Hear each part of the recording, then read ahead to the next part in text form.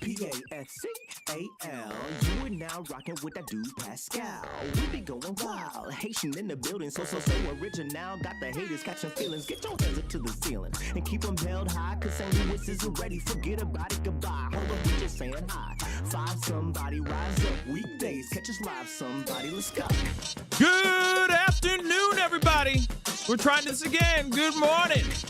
Good evening, everybody. Welcome to the Pascal Show. Hope you guys all doing well out there. Hope this show finds you in great spirits, because another day above the dirt is always a blessing. Let's not forget that. What is good? What is popping? What is crack-a-lacking out here in these streets? I hope you guys are all doing well. It has been a crazy day for me. I'm sure it's been a crazy day for you. A lot of things in the fire, a lot of things percolating. I'm very excited to share a lot of things with y'all. I'm very excited. Okay, in the near future, not right now, but in the very near future, got a lot of cool things coming up very, very soon. And can't wait to share those things with you and for you guys to see those things. But that's another conversation in itself. All right. Hope you guys are all doing well out here on a Mother Loving Tuesday. It is Mother Loving Tuesday. I don't know why it feels like a Monday, but it's a Tuesday. Last I checked, it's a Tuesday. So anyway, we got to get into some things. We got some things to talk about. So please do me a favor. Hit that like button down below. Crush it, do it to do. Hit that reaction button if you're watching on these other platforms. If you are watching on these other platforms like Facebook, X/Twitter, Instagram, TikTok, Rumble, Twitch, Kick. We on all them mugs. So make sure you're hitting that follow button. Follow. Please and thank you. Follow the show on those platforms, because we putting out content, y'all. We are seriously pumping some serious stuff out. So if you're not following, I don't know what to tell you, okay? So make sure you're following it, at least my Facebook. Go over there and just jump onto the Facebook, dagnabbit. Go over to this channel right here on YouTube. Subscribe to my YouTube channel. Go to my second channel, The Pascal Show Clips. Subscribe over there as well. It's a simple ask. Just go and subscribe, both of them. Hit the subscribe button on both of them. Hit the notification bell on both channels so you know whenever I go live. Set it to all so you know whenever I go live, whenever I upload, because honestly, it's random. It's whenever I get time to get in this mug. Okay? Hit that join button down below. Become a member. Check out that Patreon that's in the ticker right here, going across the screen right now as we speak. And of course, check out pascalmerch.com. pascalmerch.com. We got some really great stuff, so go check it out. pascalmerch.com. Okay. We got some things. Thank you guys so much for hopping back over here on this other video. Sorry, I don't know what happened to the internet. The internet it was acting a fool for 5 seconds. It is what it is. Sometimes you get a good connection. 95% of the time we get really good connection over here, but sometimes, it just gets glitchy. It just is what it is. It's called technology. You know what I mean? But I appreciate you guys being here, okay? And Wilma just said this, and I appreciate you. Okay? I watch Pascal every night before I go to sleep. I have been following him for more than a year now from the Netherlands. Oh, thank you so much. I really do appreciate that. It's nice to hear how much international love we got in the house. You know what I mean? In the show. And it makes me feel good. You know what I'm saying? Feels good. Yeah. Feels good. When I know that you guys are watching, it doesn't matter. You guys could be watching, I don't care. You know what I'm saying? You guys could be watching in any corner of the world right now. But the fact that you guys tune in and keep showing up and showing the love, it really means the freaking world to me. And some of you guys will rock with me regardless if we're talking about true crime or it doesn't matter what I'm talking about. You just tune in and just want to hang out. You know what I mean? And that really means the world to me. Okay? It really does. Okay? Because some days we don't talk about straight up crime all day. You know what I mean? We talk about other things that are going on in the world. And, maybe we might sprinkle some other things into the show today. You just never know, okay? Because we've been really hardcore in this Nolan Wells case. And there are a lot of other things going on in the world that it'd be nice to talk to you guys about as well. Just a heads up, all right?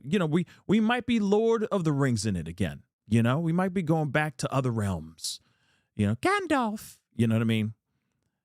That kind of thing. So just get ready. I'm not sitting here saying like we're going to, do all variety. No. We go deep dive into a lot of Nolan Wells stuff right now because there's a lot of BS going on right now. Okay, but we may sprinkle in something later on in the show. Okay, just a dabble. Okay, just a little dip. You know what I'm saying? Like just the toe, just the tip. You know what I'm saying? You feel me? Okay, so we might do that. All right, but we got to talk. Unknown donor, thank you so much for your donation. It's crazy how unknown this donation was. But I appreciate you because it's known, but you're unknown. But it's still unknown, but you're known that you made a donation, but it's unknown that you see what I'm saying? You see it's like Malkovich. You know what I'm saying? Nobody else see that? But I appreciate you. Thank you so much for the super sticker. I appreciate it. Okay. But here's the thing, guys.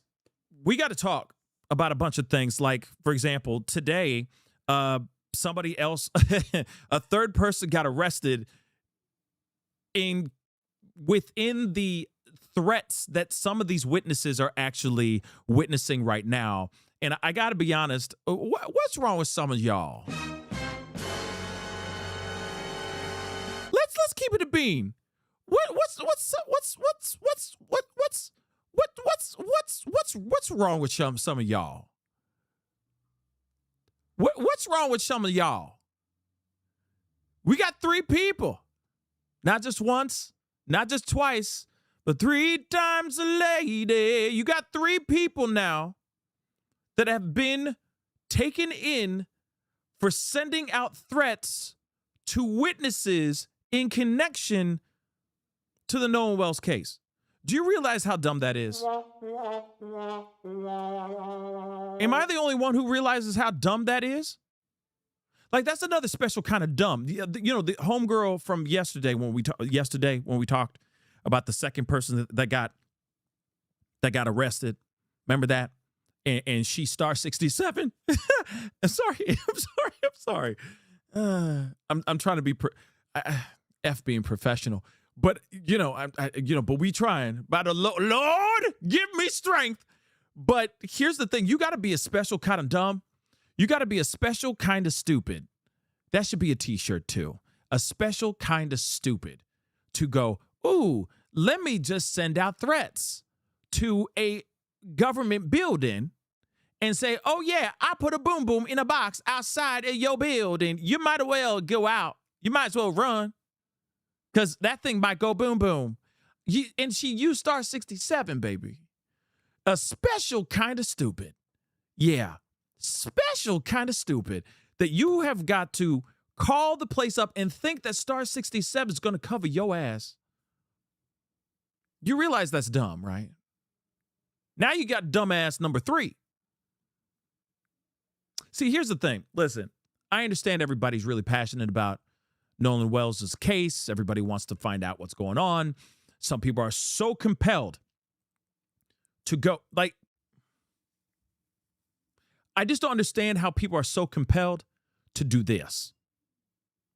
Or what special kind of stupid did. The one that we talked about yesterday. That's dumb. Okay? I don't care if you're side-eyeing the kids or the parents, or you think that Mississippi in general is just doing one fat-ass cover-up. You just don't do what they're doing. This is dumb. You have 2 men and a lady, okay? 2 men and a very special kind of stupid lady, all right? It sounds like the title to a movie. But 2 men and a dumbass lady sending out threats to these individuals. Why? Why would you do that? Now you're not only ruining and making their lives a living hell, you're also ruining your life too. This makes me want to slap the camera. You know what I mean? Just, pop, what's wrong with you? Stop. Stop. I don't give a damn if you have your own damn theories, okay? Calling up the families is not going to bring justice any quicker. You know what I'm saying? Like that girl called one time in 8 minutes.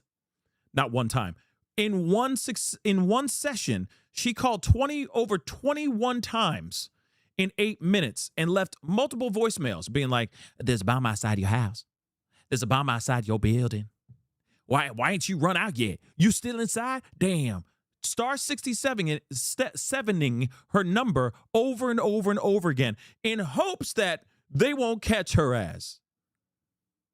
And then she sat there going, yes, I feel cleansed. After every phone call, she felt, yes, I feel righteous. I feel validated. I feel vindicated. What? Another V word. What is wrong with you? Do you realize how dumb? Do you realize that's dumb, right? So now you got dumbass number 3. What the hell's going on? Did he star 67 too? Let's find out. But before we do that, let me get this here really quick. Diddly Squad, thank you so much for the amazing super chat. Thank you. Sending some extra love from New Hampshire. Love this show because it's real and raw and no bullcrap. I love to hear that. Yes, I love that. I don't always agree with you, but isn't that the point? I know some people are crazy enough to be like, I can't believe that you said this, Pascal. I don't agree with you. Unsubscribe. And I'm like, what is wrong with you? We're not going to agree on everything. One day I'm going to be like, I love chocolate ice cream. You'll be like, how dare you? I love vanilla.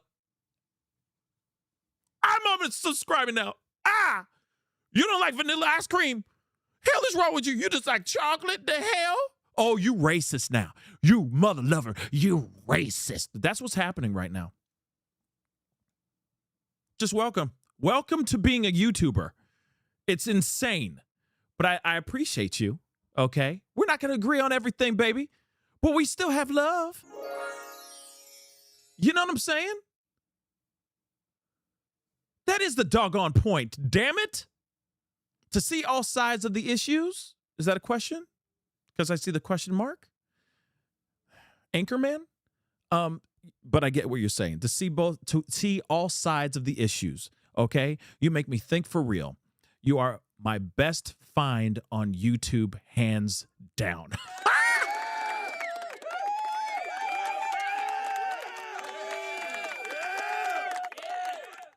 Stop it. Stop it.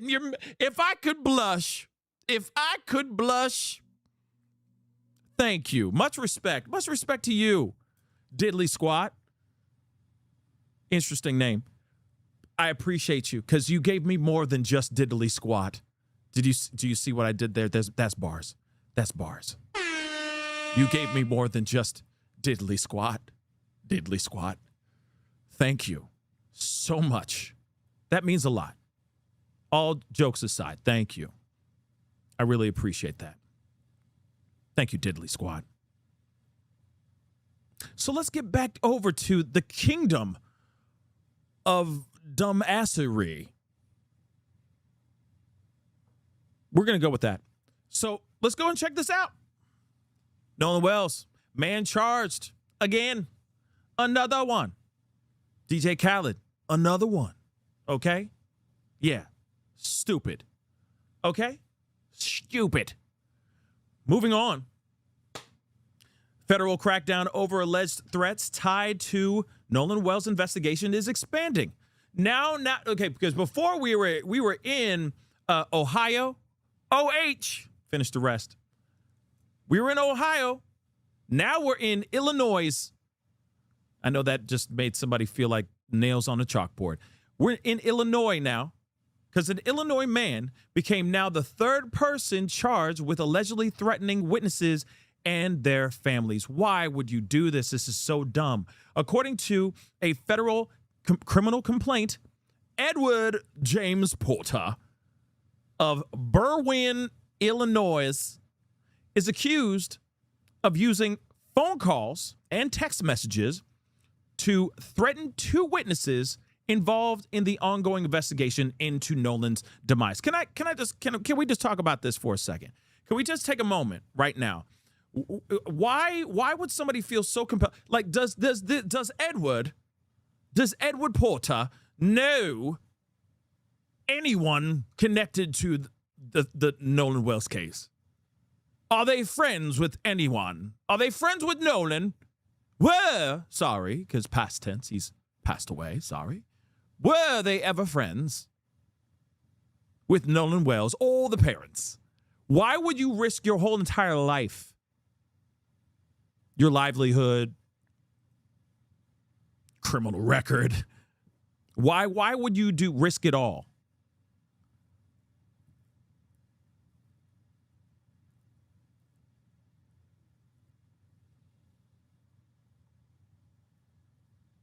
I mean, let's be real. We pretty much all have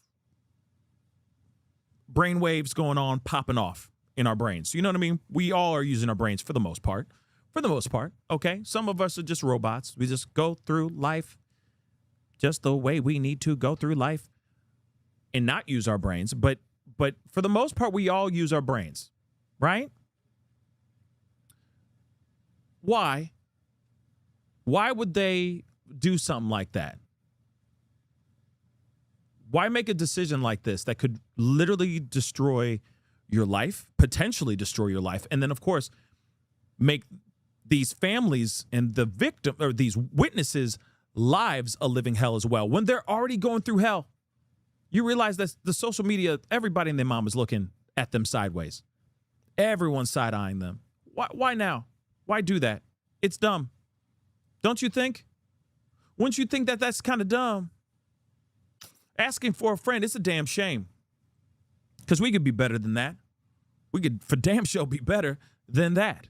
But moving on, okay? Prosecutors allege that Edward, we're just going to call him Eddie, all right, repeatedly called one witness Friday, threatening to come kill, I'm just going to say it, the witness and their family. Yeah, this ain't cute. This is definitely ain't cute. The complaint says he also claimed he had the witness's home address before allegedly texting the address directly to him. So he's like, I know where you live. And then he sent the text message showing proof positive, I know where you live. The hell's wrong with you? The doc also accused Porter of calling a second witness and making gruesome threats, including allegedly saying he would unalive the person and everyone home at the time, as well as any cop present. Is something seriously wrong with this man's mind? Something wrong with Eddie. Something definitely wrong with Eddie. Or Edward. Something wrong with Edward. You really have this kind of time? Of all the things that we need to be worrying about, on how expensive the economy is, how expensive gas be, how we're having wars in overseas in the Middle East, you have time, all right? Trying to make $1 out of 15 cents. You have the time to go out of your way to dox these individuals, then hit them up and be like, hey, I know where you live. That's dumb, y'all.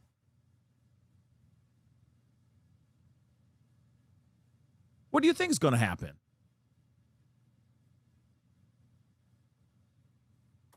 Feds claim he planned on dismembering the witness's body. What? And stuffing the remains into a suitcase. Is this DeForvida? Is Edward David Burke? Is this David Burke in another body? What's going on here? That is insane. I mean, you know, putting a boom boom, saying that you got a boom boom in a box outside of like a government building, yeah, that's insane too, okay? But the fact that this person is like, I'm gonna chop him up and put him in a bag. What is that? Yeah, Rocco's life, okay? Yeah, Eddie's mental. That's mental, bruv, mental. Yeah, this guy seriously got some problems.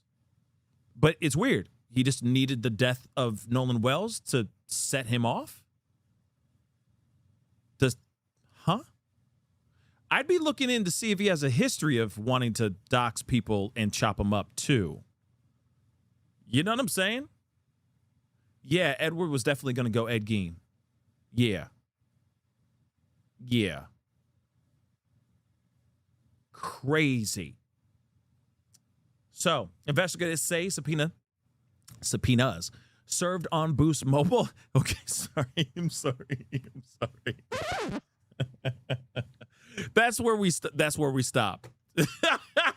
I'm sorry. Subpoenas served on Boost Mobile helped trace the number. He had Boost Mobile. I'm sorry. That says a lot about him. That says a lot about Edward. Edward and his Boost Mobile service provider. Moving on, though, let me just repeat that again. I'm sorry. Anybody who has Boost Mobile, no judgment. Do you, boo-boo. Do you, boo-boo. You use that Boost Mobile, girl.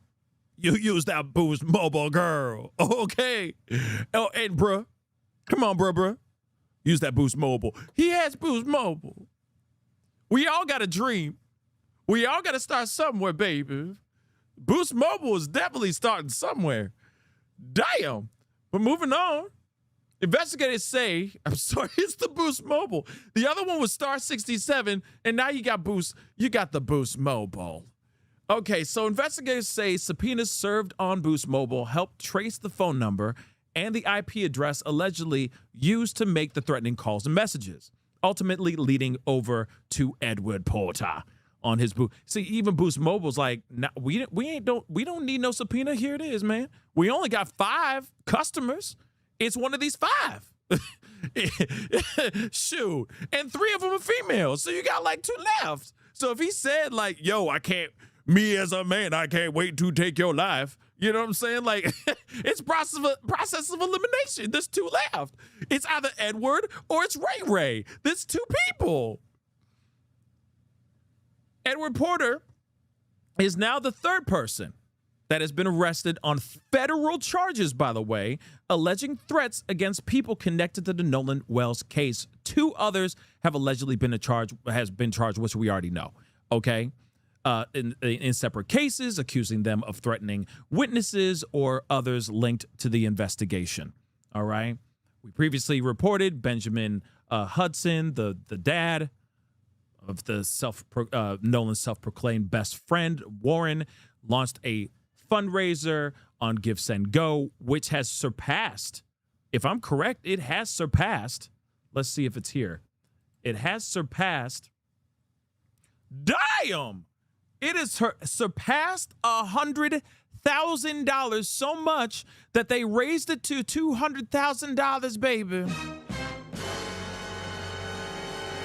Now, that's a lot of Boost Mobile coverage right there. Okay? That's a lot of Boost Mobile coverage right there. Woo! $200,000 now. Because at first it was $100,000. And when we were live yesterday, it was at like 92, something like that, 92. At first it was at 89, and then it went up to 92 while we were live, right? Now it has surpassed $100,000, and they moved up the goal to $200,000. Now, here's the question I have for you. The family, if I'm correct, Nolan Wells family had kind of the same goal. I think it was on GoFundMe or something like that. And they raised like over $100,000. And then they raised their price. They raised their goal. Now I think it's past $1 million or something crazy like that, right? So are people mad at the family here? Are people mad at this Give Send Go because it moved up? They changed the goal? Because at first they wanted $100,000. They wanted $100,000, y'all. And now they moved it to $200,000. Are they going to get heat for doing that too? Because the family, Nolan Wells family, been getting all kinds of heat for moving their goalpost and raising more than a crap ton of money, right? Are people going to be tripping about this too? All I'm saying is you're going to be tripping about them, but you ain't going to trip about this. That doesn't make any sense to me. Oh, no, that's fine. Well, they need that money. You don't think Nolan Wells family needs that money too? Think about it for a second, guys. Think about it. Just like when they say, oh, all these people that are threatening these witnesses have been arrested. Let's go back to that right quick. Let's go back to that, right? Third person arrested in connection to Nolan Wells, in connection to the witnesses to the Nolan Wells case. I'm sorry. How about people who are sending out death threats to Nolan Wells family? How about that too? How about that too? Listen, I'm not taking any sides. Trust. I'm not taking any sides. I'm just calling it like I see it. I'm calling balls and strikes. People losing their minds over the fact that the family is raising money and they gained a crap ton of money, okay? They raised over $1 million. And people were going, people like exploded, okay? They freaking brains exploded, okay, online. I can't believe it. They are pressing down on their QWERTY keyboards so hard, right? With anger and vitriol. How dare they? This is a money grab for them. Well, what about over here? $200,000 is now the goal. Are they going to get some flack for raising the goal? Or this is justified? But what Nolan Wells family is doing is not justified. Someone please explain this to me. I need somebody to talk to me, man. Talk to me. Make it make sense. Make it make sense. Oh, come on. Come on.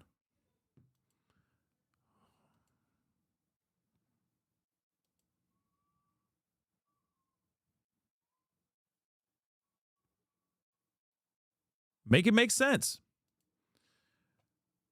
Like I said, make it. Oh, I don't know why. Oh, crap.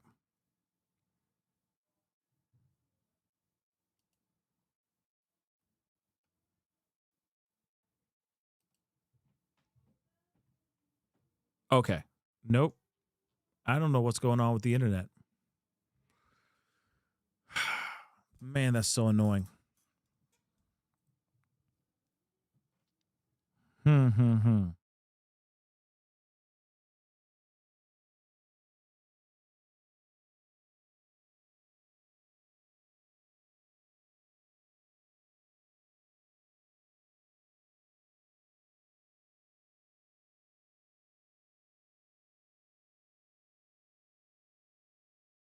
Okay, it looks like I'm back.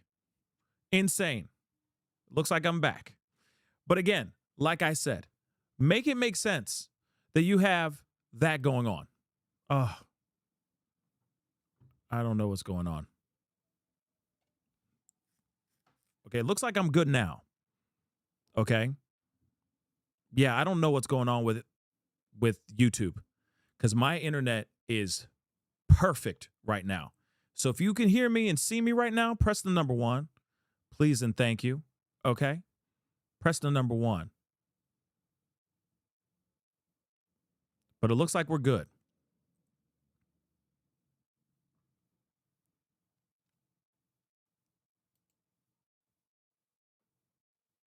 Okay, it looks like we're good now. But like I said, people are losing their doggone minds over the stupidest things, okay? Over the stupidest things. And I don't know why, okay? I don't know why. Because the double standard, exactly, Bake 30, it just is stupid. The double standard is ridiculous. And somebody needs to acknowledge that as well, okay? You got this. I'm not sitting here saying that people need to be going crazy and going off on the family for, their GoFundMe. If they want to raise $200,000, then they want to raise $200,000. And if people want to put that money towards them, then they put their money towards them. You see what I'm saying? There's no reason for us to be tripping over it. But at the same time, all I'm saying is, if you've noticed, people will go ham at the family, or they're quickly going and getting these witnesses, these threats, these death threats to the witnesses. But what about the family? What about Christine and Elmore that are also getting threats as well? A family that just wants to know what the F happened to their kid, period. That just wants to know what the F happened to their kid, just like everybody else. So again, that is the biggest problem I have with this situation. Okay? Very frustrating. Now, I am keeping an eye to see what's up with this internet. Hopefully, I'm good. I think I'm good I think I'm good. But if it starts tripping again, I'll keep an eye on it and we'll talk about, and we'll work through that. But let me get this members chat. It disappeared on me, so let me get this. Shars, I'm sorry. Thank you so much for being a member for the past 9 months. I appreciate it. This case has become insane. How many different stories are we going to get? Yes, I'm wanting to know this. That's the same question I have too. I want to know what the F is going on as well.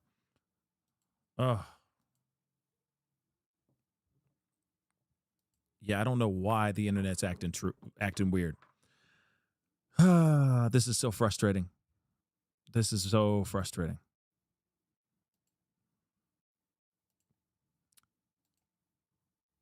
And Letitia, thank you so much for the super chat. If you could see me, I don't know.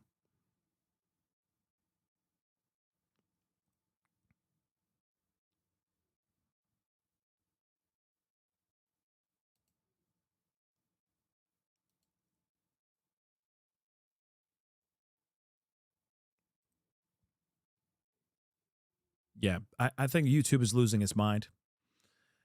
That's what I think. Okay? I think YouTube is losing its mind, to be completely honest. Okay? But we're going to, Lex, I think we're just going to roll with it. We're going to keep it moving. Okay? But nonetheless, I think it's really ridiculous that you have somebody out here, people out here getting mad. And then, of course, you got other people out here that are, people are just trying to, I don't know. Like I said, it just doesn't make any sense. It just doesn't make any sense. The double standard is insane. Okay? So let me see something here.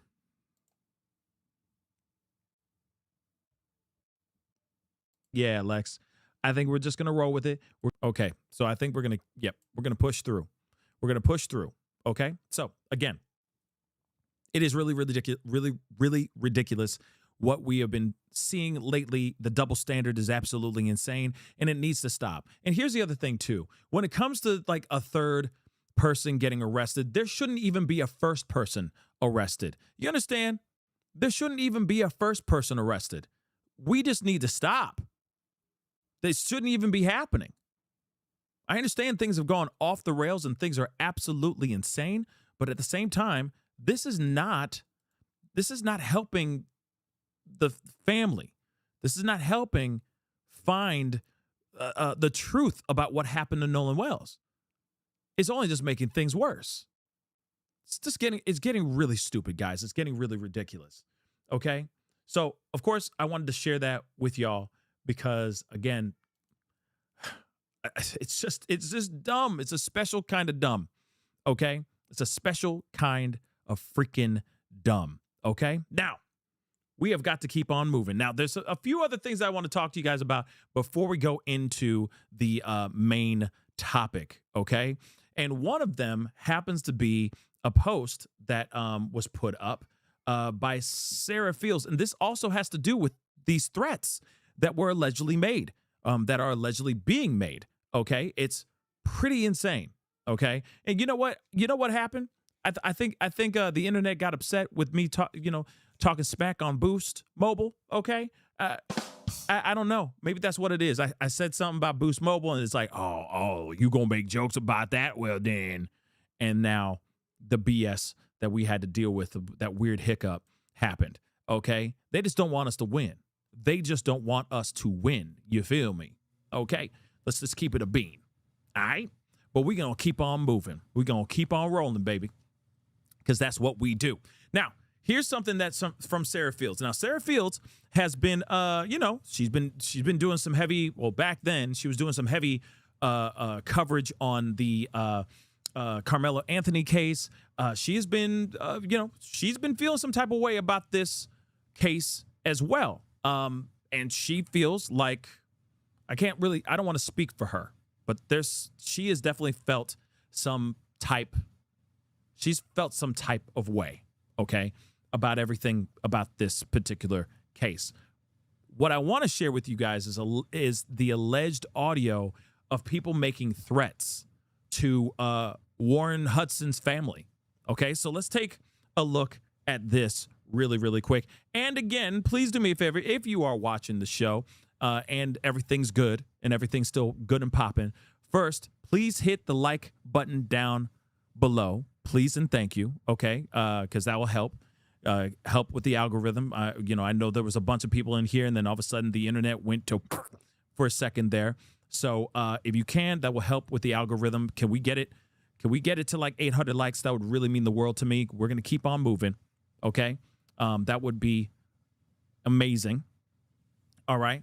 But if you can also put some purple heart emojis or heart emojis in the chat, that would really mean the world to me as well. Okay. Just to make sure we're on the same page and we're getting this thing moving and cracking. Okay. So before we get into the main topic of the day, this is something I wanted to share with y'all. Okay. So this is from Sarah Fields, and she been on her stuff. I'll be real, like her or hate her. If you agree with her or not, she has definitely been reporting and putting some stuff out here. Okay.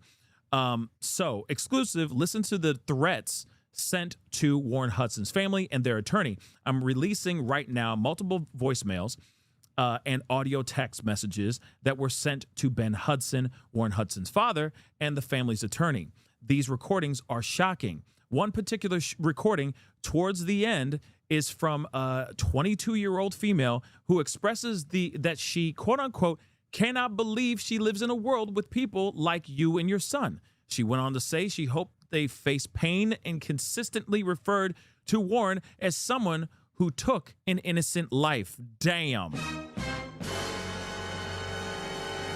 First and foremost, this is the problem. We ain't got no proof of nothing, baby. We ain't got no proof of nothing, and people tripping. People out here tripping.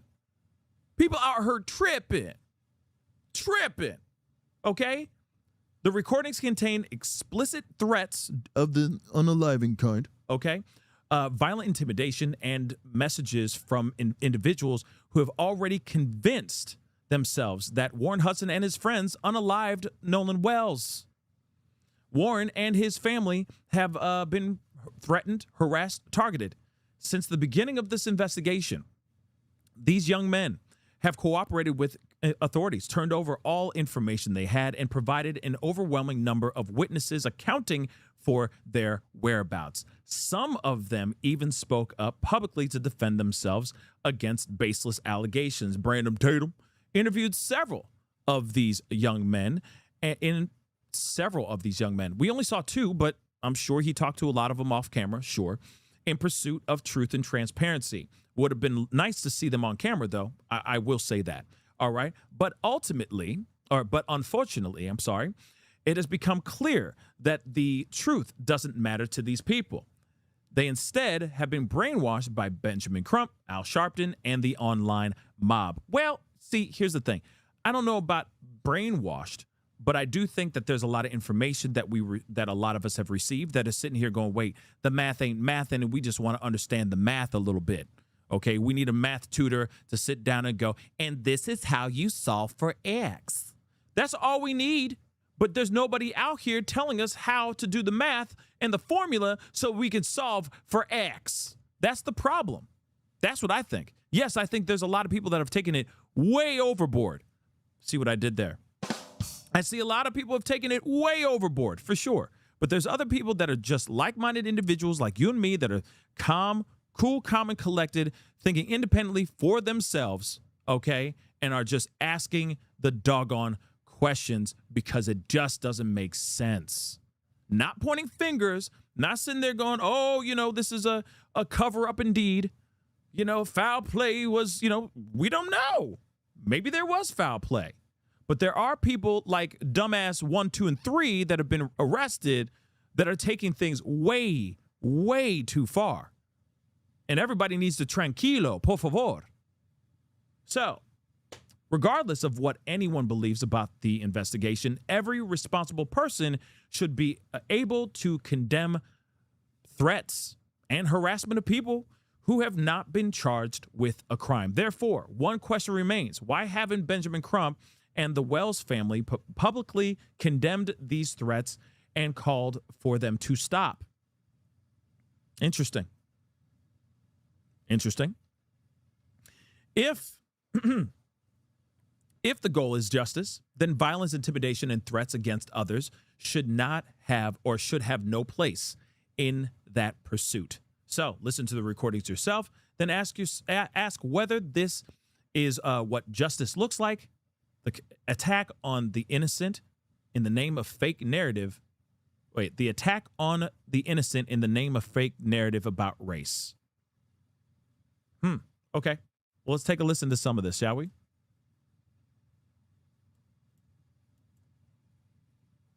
Justice for Nolan Wells. Justice for Nolan Wells. Father of a murderer. Justice for Noah Wells, son for a son. Justice for Noah Wells, son for a son. Justice for Noah Wells, son for a son. Justice for Noah Wells, son for a son. Hello? Hello, am I speaking with Benjamin Hudson, mister? Who is this? You and your son gonna die, little bro. And your wife. Whoa.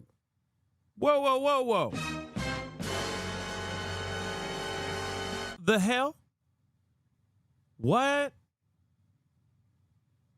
For what y'all did. Yeah, nah, answer the phone. You and your folks think y'all ass so smart, so slick, all this other dumbass shit. Your son gonna get the worst of it. And he know it. Y'all ain't saving shit. Y'all can't save that little nigga. Y'all can't save y'all fucking self. But just know it coming.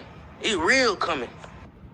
Your bitch ass sons and them gonna disable their account and all this other Bruce ass shit. Your bitch ass sons and them gonna disable their account and all this other Bruce ass shit. They know what's going on. They know what they did. They disabled that shit for a reason. They lowered up for a reason. They gonna follow this ass for a reason. They know why. Y'all had raised a whole bitch. This bitch ass nigga, him and his little hoe ass friends gonna do the shit. Then they just gonna go back they day, still party like ain't shit happening. Like they ain't just take they so-called friends' life. Y'all ought to be ashamed of y'allself. Don't try and run now, you bitch ass motherfucker. Your son is a piece of shit, and he's about to get all the way fucked up. Don't run now, you bitch. You's a punk ass motherfucker, just like your fucking son, you fucking fag. Golly. Yikes. Fuck you. Fuck him. You guys are going to get what the fuck's coming to you. I know he fucking killed that little fucking kid, man. You guys aren't shit. Your wife ain't shit. Fuck all you motherfucking racist pieces of shit. Fuck all you motherfuckers. How can the father of somebody who murdered another person go and try to receive donations using the name of the murder victim? You know what you've done. I'm 22 years old. I'm just a bit older than your son, Warren. I can't believe that I live in a world with people like you and your son. I can't believe that I live in a world with evil, racist, white people who then go and falsely claim that they praise God while living racist, evil, selfish, harmful lives, while they take the lives of innocent people. God's light shines down for Nolan Xavier Wells. The truth will come out. And you are evil. You are evil to your root. You decide it. And I hope that you soon change, or that soon you face every pain that you've brought upon other people. I hope that your son faces that same pain, and the pain that he brought through his racist actions, and continues to bring through his racist actions. You have raised your son to be a racist, heartless person who has taken the life of another person.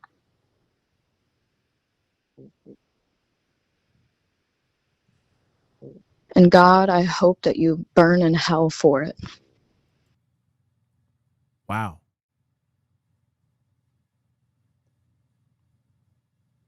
Crazy. Didn't it feel like she kind of pulled out a notebook and wrote down some slam poetry and just put that on voicemail? Or is that just me? That felt like a little bit of like poetry, like slam poetry, a little bit. But all these people are crazy. This is all crazy.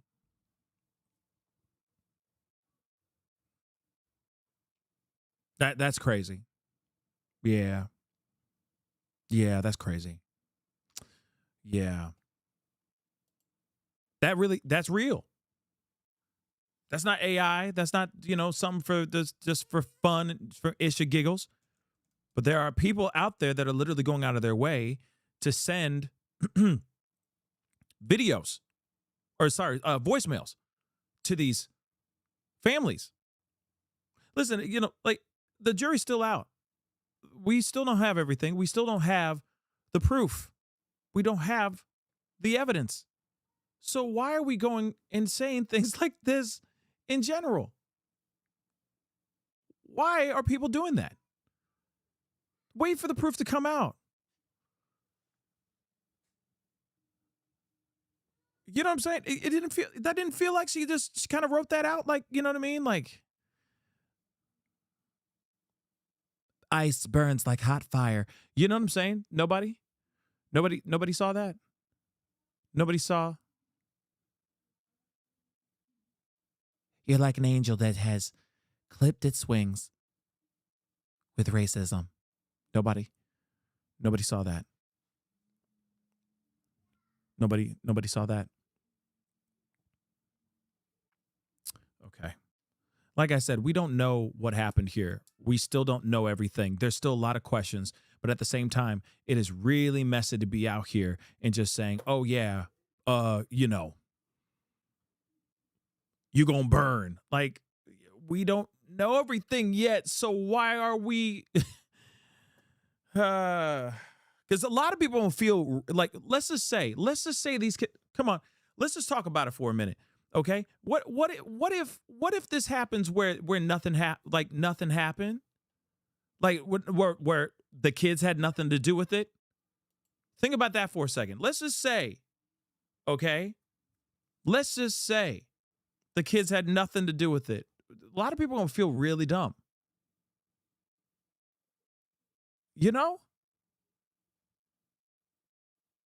But like I said, I don't know. This is just me saying these things, asking the questions. I'm just saying we got to start looking at things and trying to find out the truth so we can get more understanding of what happened here. But again,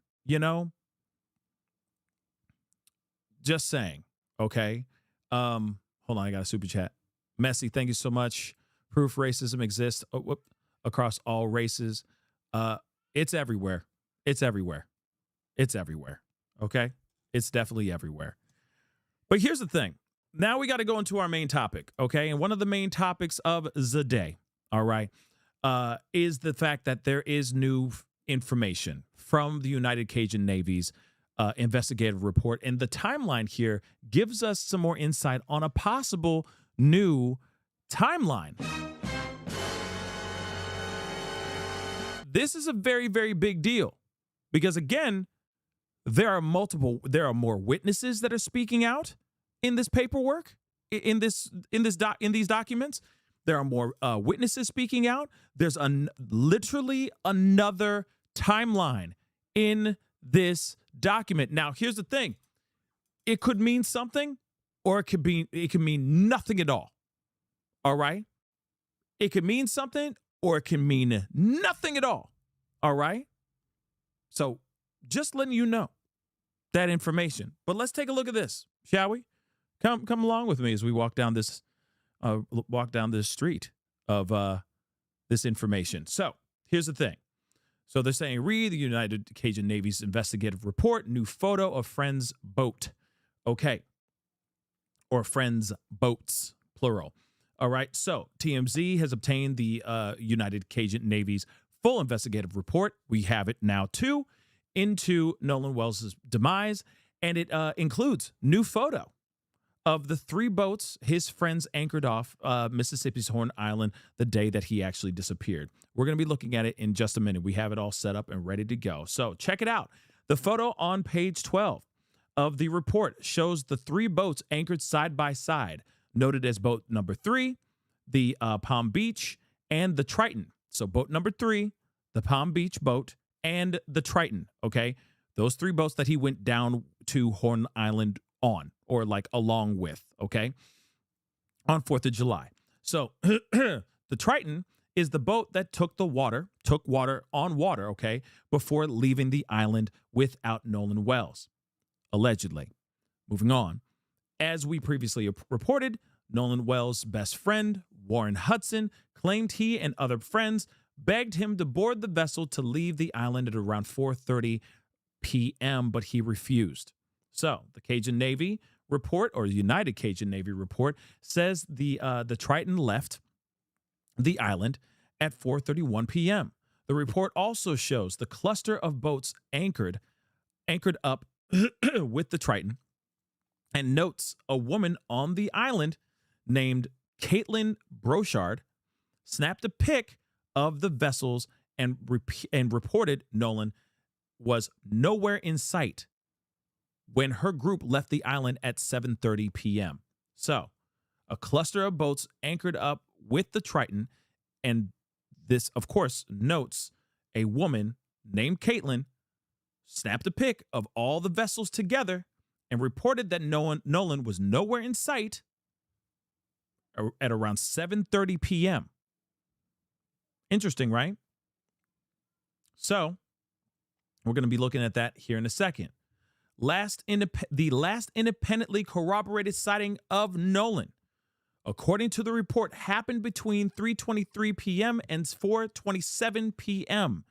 And there are loads of unanswered questions about his whereabouts during that time frame. As you know, Nolan was reported missing and was found unalive, dead on July 6th, washing up ashore where he was actually last seen alive, the exact same area. Okay, so we already know about all things about the independent autopsy and all that as well. But like I said, we get a chance to look at this paperwork. Now, let me get this super chat before it goes away.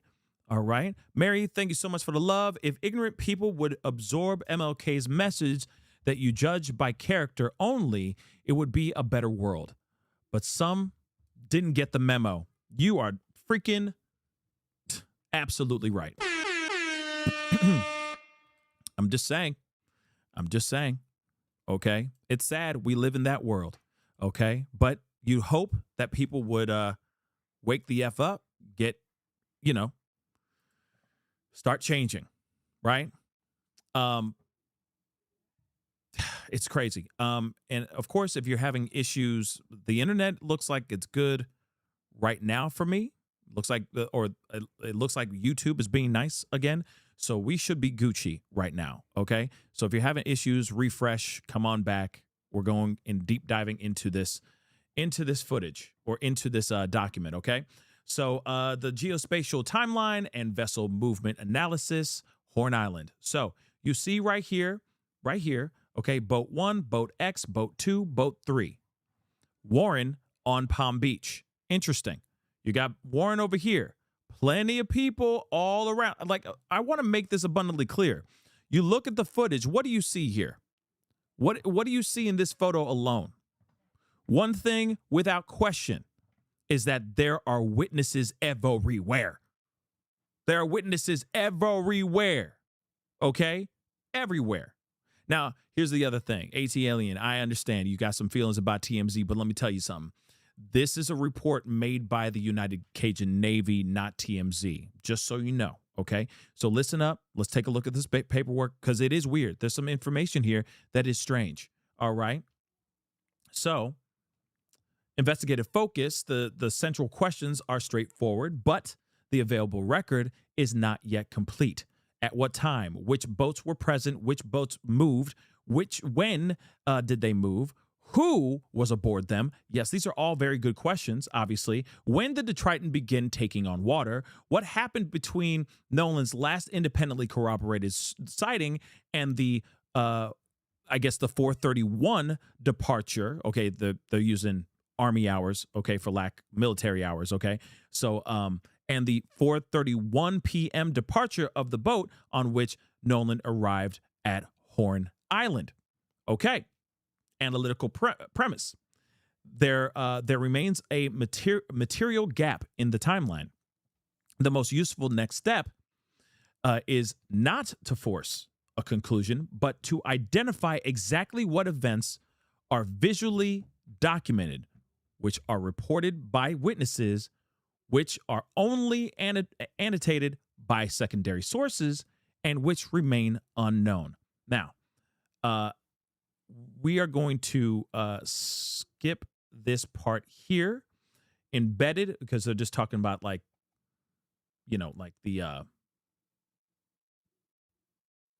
coordinates, okay, of where everything was. All right. But embedded time evidence. 2 supplied screen recording videos display phone interfaced clock times of approximately 3:23 p.m. and 4:27 p.m. The 4:27 recording shows boats and people in the anchorage.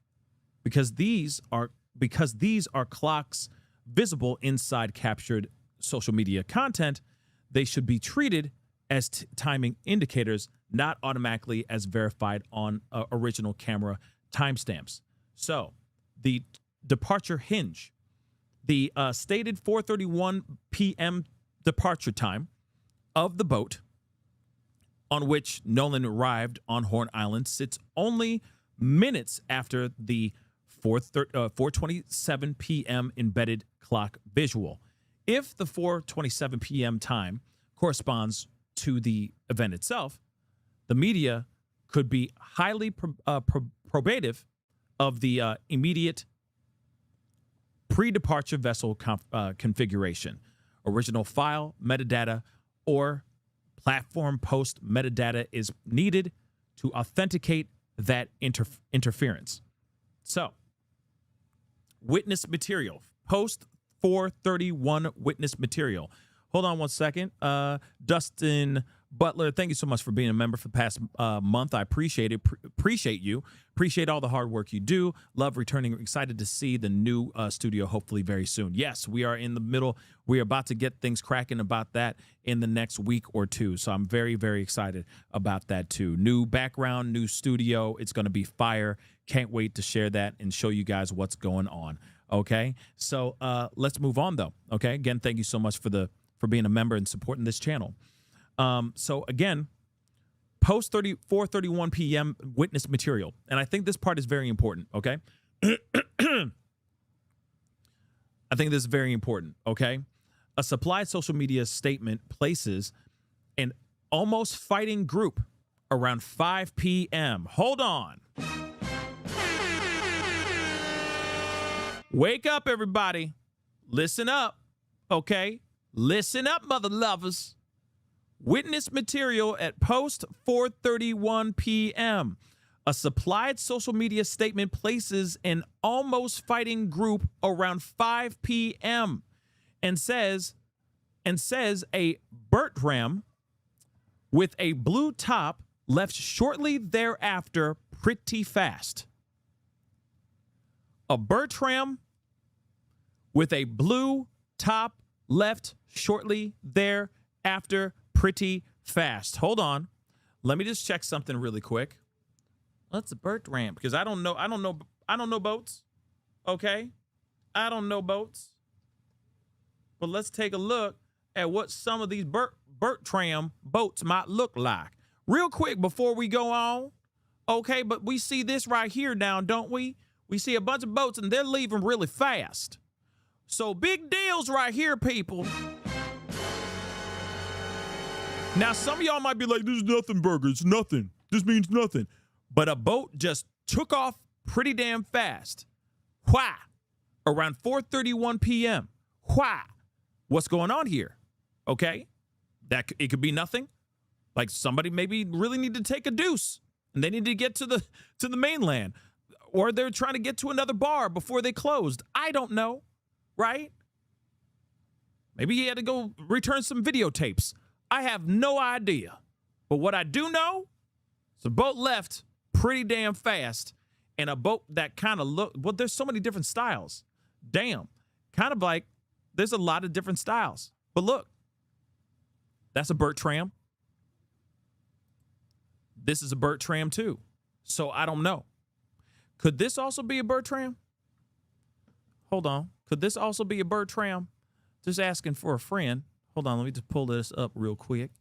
Could this also be a Bertram? Where the heck is it? There it is. Boom. Could this also be a Bertram? What? Let's try that again. Could this also be a mother-loving Bertram? Could this be a Bertram too? Anybody who's a boat expert out there? Fam, I need your help. Could this also be a Bertram? Could it? Could Mac Daddy, Miggity Mac Daddy's boat be a Bertram? Could it? Because it's got blue on it too. Could it be? Is that a Bertram? Somebody tell me yes or no. Am I on or off of something? Why do I have that up? Okay, let me take that down. But I'm just curious. Could it be? I don't know boats. I'm just asking questions. Okay? Is that a Bertram? There is blue on it. It's blue. Okay? Just want to make that abundantly clear. We're going to go back.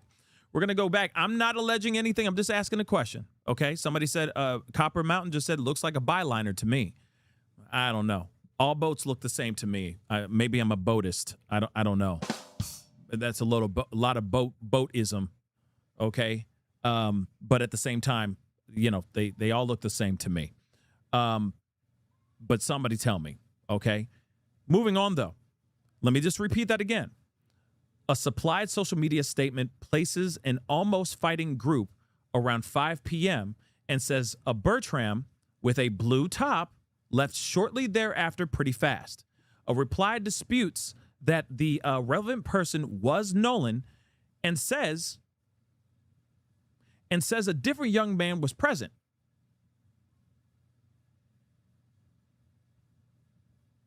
This conflict is important precisely because it prevents treating the 5 p.m. account as a confirmed sighting of Nolan.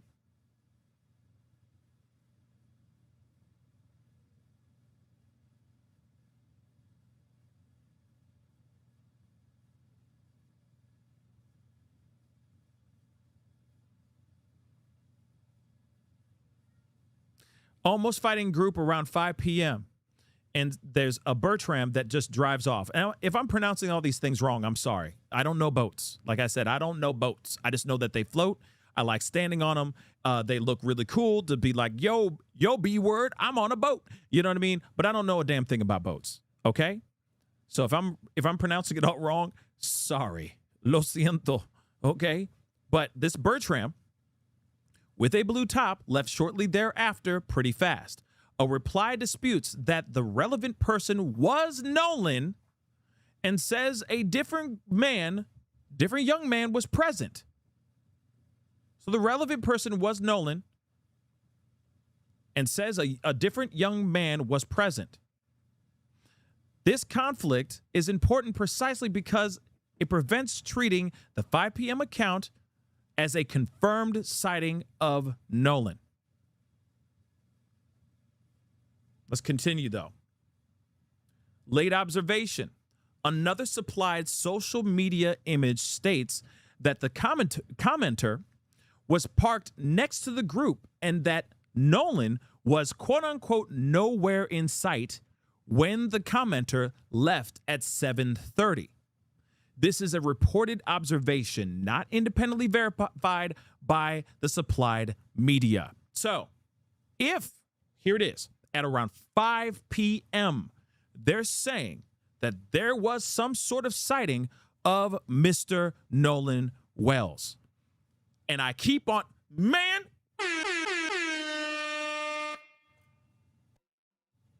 I've been saying this for a long time. We need to look at what happened after 3 p.m. Did he get into a fight? Did he keep on drinking and hanging out with Katie?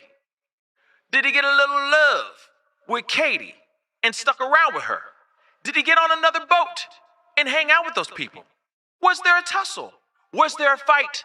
We need to look at what's going on. Everybody is focused on this audio and what's going on with this boat getting unsank. We need to look also from 3 p.m. and on. We need to focus on that. For Christ's sakes. Damn it! My God! The timeline matters, damn it! The damn timeline, damn it, matters! We need to look at that. Damn! But nobody listen. Everybody calling individuals doing death threats. Oh, I'm saying look at the 3 p.m. on. There's more to his life. There was more to his life before he washed up ashore. What happened? Oh my God, I'm about to have an aneurysm. Okay, but you get what I'm saying. We need to look at that too. Sure, we can focus on the audio and go, was there something sinister going on? What's going on? Ooh, sinister. Foul plays afoot. I understand that. Trust me, you got to look at that too, but we got to look at Katie, and we got to look at the stuff that happened at 3 p.m. and on. Damn. That man was still alive, man. I'm sorry. He was still alive, bruh. He was still alive. I know some of y'all angry because you're going to be stuck on the damn boat that's trying to get unsank, okay? But there's more. There's more to his life that happened. Sheesh. Sheesh. Moving on, though. Pretty important stuff. Okay? He was nowhere in sight when the commenter left at 7:30 p.m. So maybe something happened during that time? Okay? Maybe? This is a reported observation, not independently verified by supplied media. So, core gap. The supplied package does not, by itself, establish a continuous, independently corroborated chain from last known sighting through 4:30 p.m., 4:31 p.m. The gap remains the critical analytical interval. So, 1650, or I'm assuming 450 configuration point. The newly supplied 1650, I'm assuming that's 450, a photo that was taken at 450, okay, adds a post 1631 or 431 visual checkpoint. Frontier Bay boat number 2 is no longer in its earlier original position, consistent with the fight video still. If the time is authenticated, the movement occurred by 4:50 p.m., although the exact movement time remains unknown. Interesting.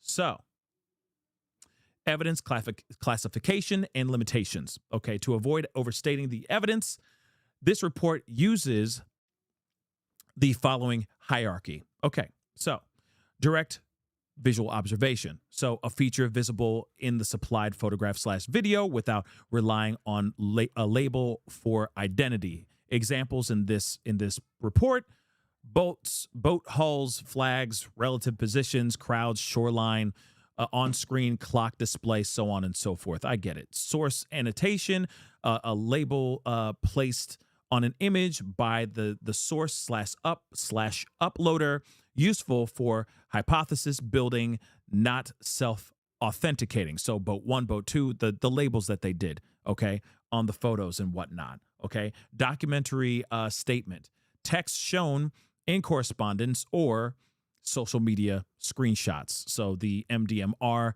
datum, Matthew Lamp, Melissa Thomas, Caitlin Brochard statements. And those are new names, by the way. Matthew Lamp, Melissa Thomas, Caitlin Brochard. Those are all brand new names, just so you know. Analytical, at least for me, analytical inference, a conclusion derived from combing two or more observations. So like the coordinates and all that, okay? Unresolved. The supplied record is insufficient to establish the fact. Exact occupancy of every vessel, authenticated each time of every clip, onset of Triton water ingress. Okay, so we're gonna move on from all this because this is all the videos and photos that they saw.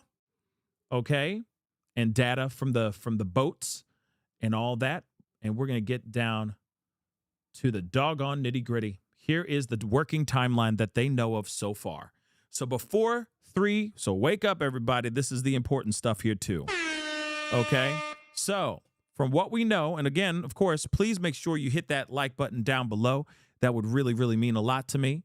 Okay, I know that we're all trying to get this information, trying to understand it as well. So please make sure you hit that like button down below. Okay, now here's the very interesting stuff right here.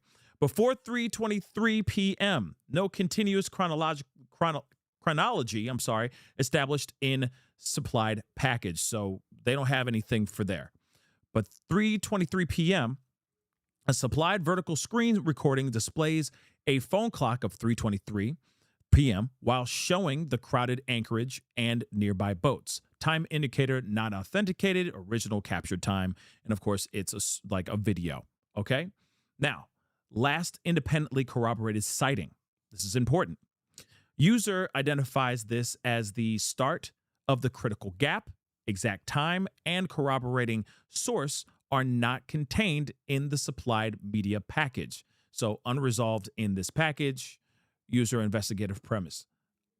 So 4:27 p.m., a second supplied vertical screen recording displays a phone clock of 4:27 p.m. while showing boats, people in the anchorage. Okay. 4:31 p.m., the boat on which Nolan arrived at Horn Island departed at 4:31 p.m. or 16:31. Okay. Per the user supplied timeline.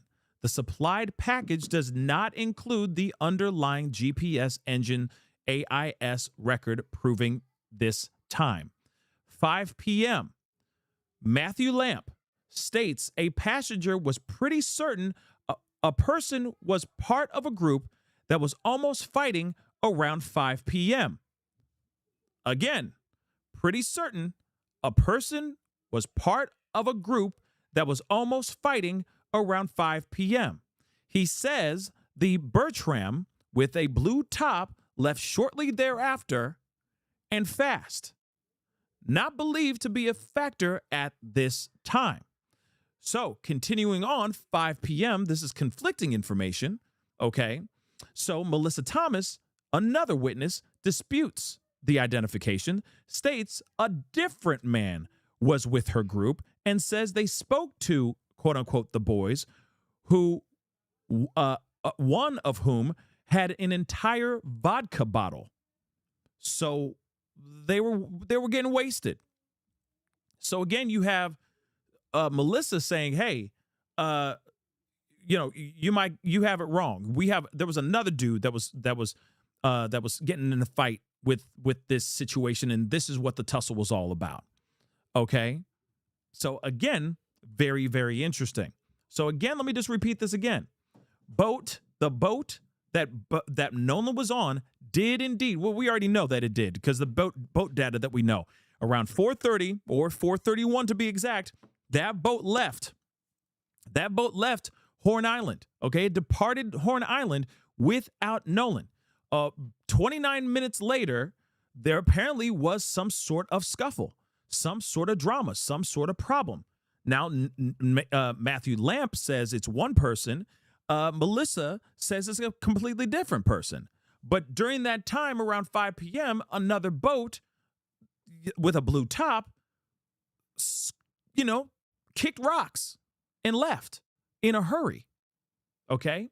6 p.m., MDMR correspondence later uses 1800 CST, or later uses 6 o'clock, okay, with the origin vessel GPS datum for SAR sonar planning. This should not be interpreted automatically as a sighting time.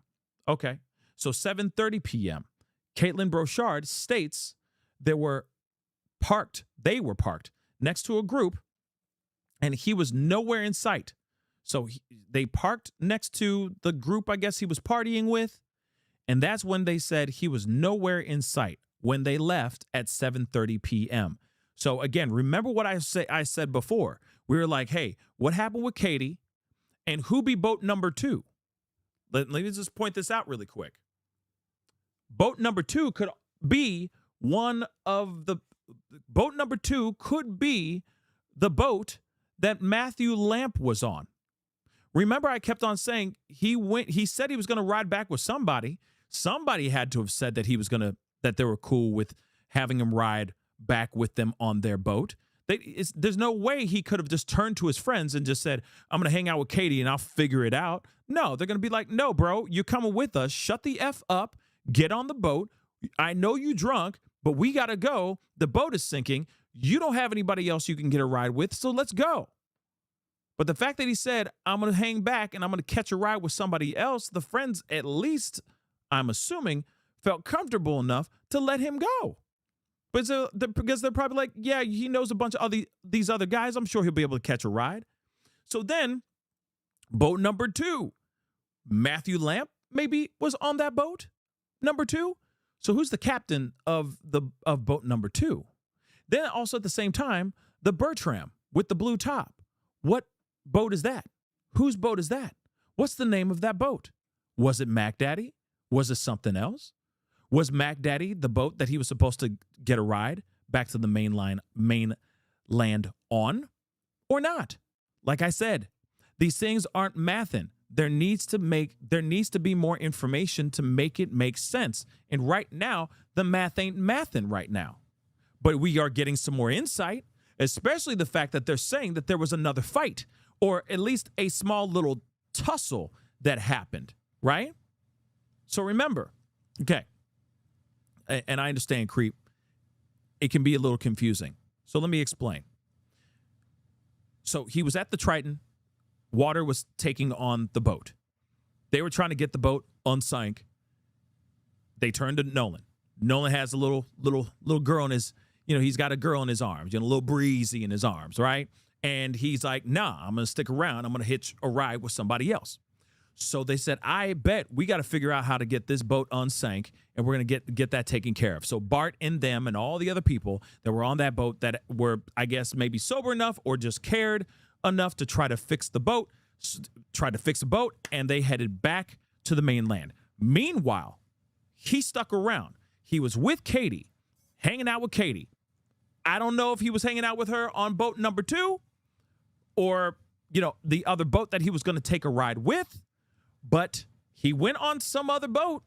He was hanging out with some other people. He went off and he hung out with some other people, allegedly, according to this United Cajun Navy timeline and these documents, that he was over there. He was hanging out. And apparently around 29 minutes after the Triton left that was trying to get unsank, around 5 p.m., something happened.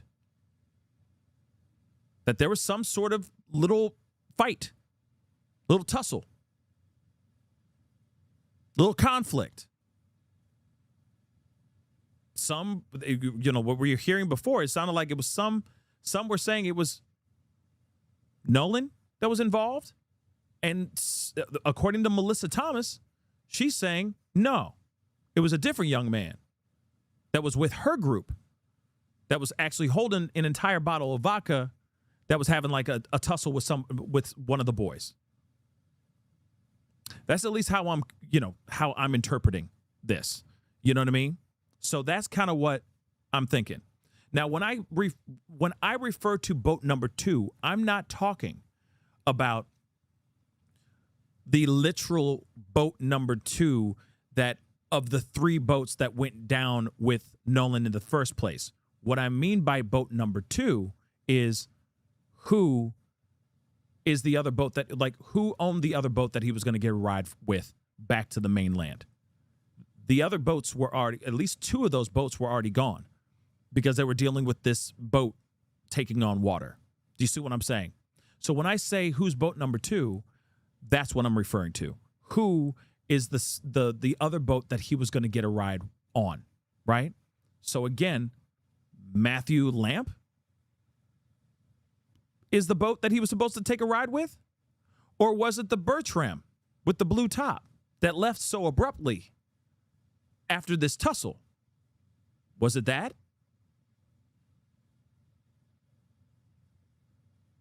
So again, like I said, who is boat number 2? Could it be Matthew? Remember, Melissa Thomas says, no. She states a different man was with her group and says they spoke to the boys, one of whom had an entire bottle of vodka. So they were kicking it. They were drinking, and I'm sure they were at a place where, you're not even drunk anymore. You're just getting completely obliterated. So that's, I think, is what's going on here. Okay? So let's move on. What I think is interesting, though, too, is that finally at around 7:30 p.m., Caitlin Brochard states that they were parked next to the group. Parked next to the same group of like Matthew Lamp and Melissa Thomas. Parked near the same group, okay? And said she did not see any person that resembled Nolan Wells. So that would mean that he was over there. He was kicking it with these guys for a good while. And if that is the case, and if that is the truth, and what United Cajun Navy has put out here, that would mean that this young man, had a life, had a timeline after 3 p.m. That maybe some people have the theory that Bart choked him out right there as they were on the phone with CETO dispatch. Some people are thinking that he was getting choked out right there. No, this would mean that he had a life. He was alive and breathing when he said, no, I'm going to hang out with Katie. That means he had a life from 3 until maybe 7 o'clock. Something bad could have happened after that. Getting super drunk and all that. Maybe. Or he got into the wrong area and got sucked under by the ocean. I don't know. So back over here, Okay. 4:50 p.m. New supplied shoreline photograph shows the crowded anchorage. Frontier Bay / boat number 2 is no longer in its earlier original position, matching the positional change seen in the later fight video still. So the critical interval, the period requiring the most scrutiny, is the interval between the last independently corroborated sighting of Nolan and the asserted 4:31 p.m. Triton departure. So the 3:23 p.m. and 4:27 p.m. visual material may bracket or illuminate part of that interval, but only if the displayed clock times can be authenticated as corresponding to the original event recordings. The supplied media does not close the gap. So, what happened? What happened? You have visuals of him until about 4:31 p.m., basically. That boat leaves. There's a strange gap. Again, they're even saying that there's the gap between 4:23 and 4:27, right? It's a strange interval, that there's like a little gap in there too. But the boat left at 4:31 p.m. and there's footage of that. They have proof of that, right? And then you have other people, like we were hearing in the beginning of this doggone thing. Where is that? Two supplied screen recordings display phone interface clock times approximately 3:23 and 4:27. The 4:27 recording shows boats and people in the anchorage. Because these are clocks visible inside the captured social media content, they should be treated as timing indicators, not automatically as verified original camera timestamps. So this right here,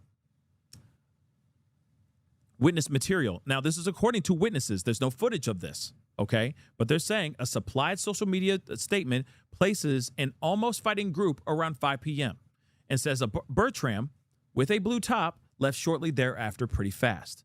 A reply disputes that the relevant person was Nolan and says a different young man was present.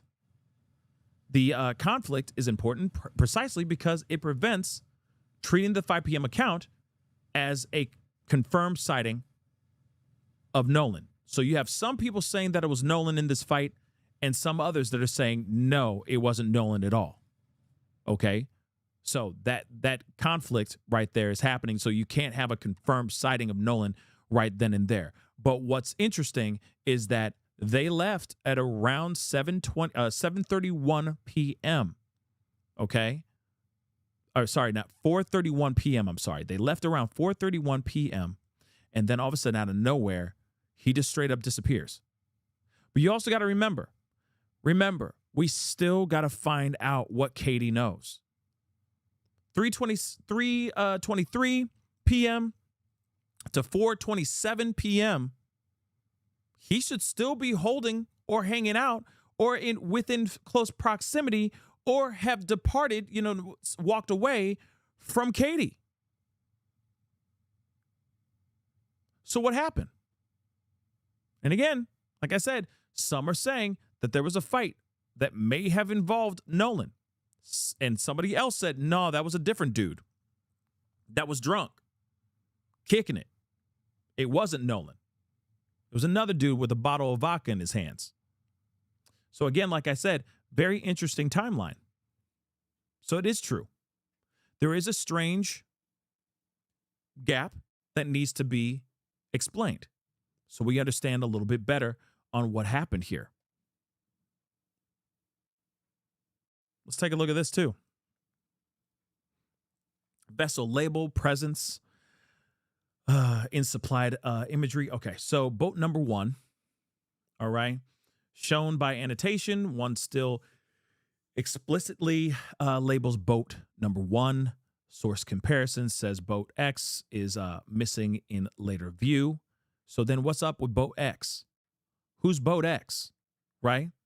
So boat X, between boat 1 and boat 2, in one boat 2 in one still, so they're all in one photo, annotated as missing in a later fight video view. And you know the video, you know the fight video. It's the fight video where, you know, allegedly it's Tristan saying like, "Get me off this boat, I'm gonna kick your ass," right? So apparent absence in later image is evidence of a configuration change, but exact movement time is not established. So I'd like to know. This is boat X right here. So who's boat X? You got boat number 1, boat number 2, boat number 3, and then you got Warren. Excuse me, you got Warren right here on the Palm Beach. So what is boat X?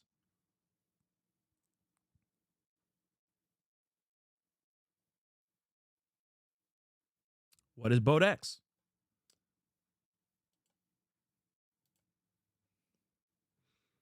Moving on, boat 3, and then the Palm Beach. Okay. No definitive movement, but it's interesting because you have boat X making some moves, right?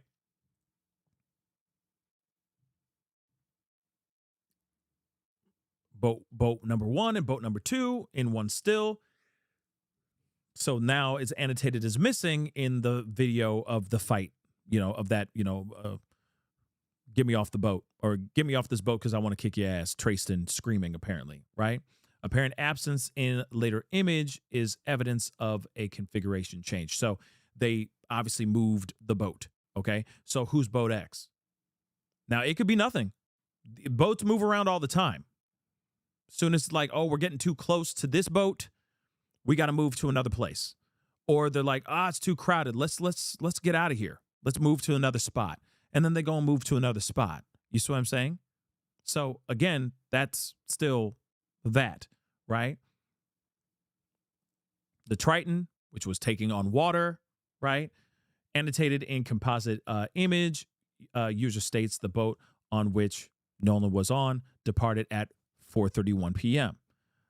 So then the 4:31 departure is a central asserted event, but underlying GPS engine record is not included. Annotated source places Nolan on board Triton in an earlier image, and I think it's one of those, I feel like it's the photo that I'm using in my thumbnail right now, where, you know, the infamous photo where it's him, Wyatt, and the other guys too, right?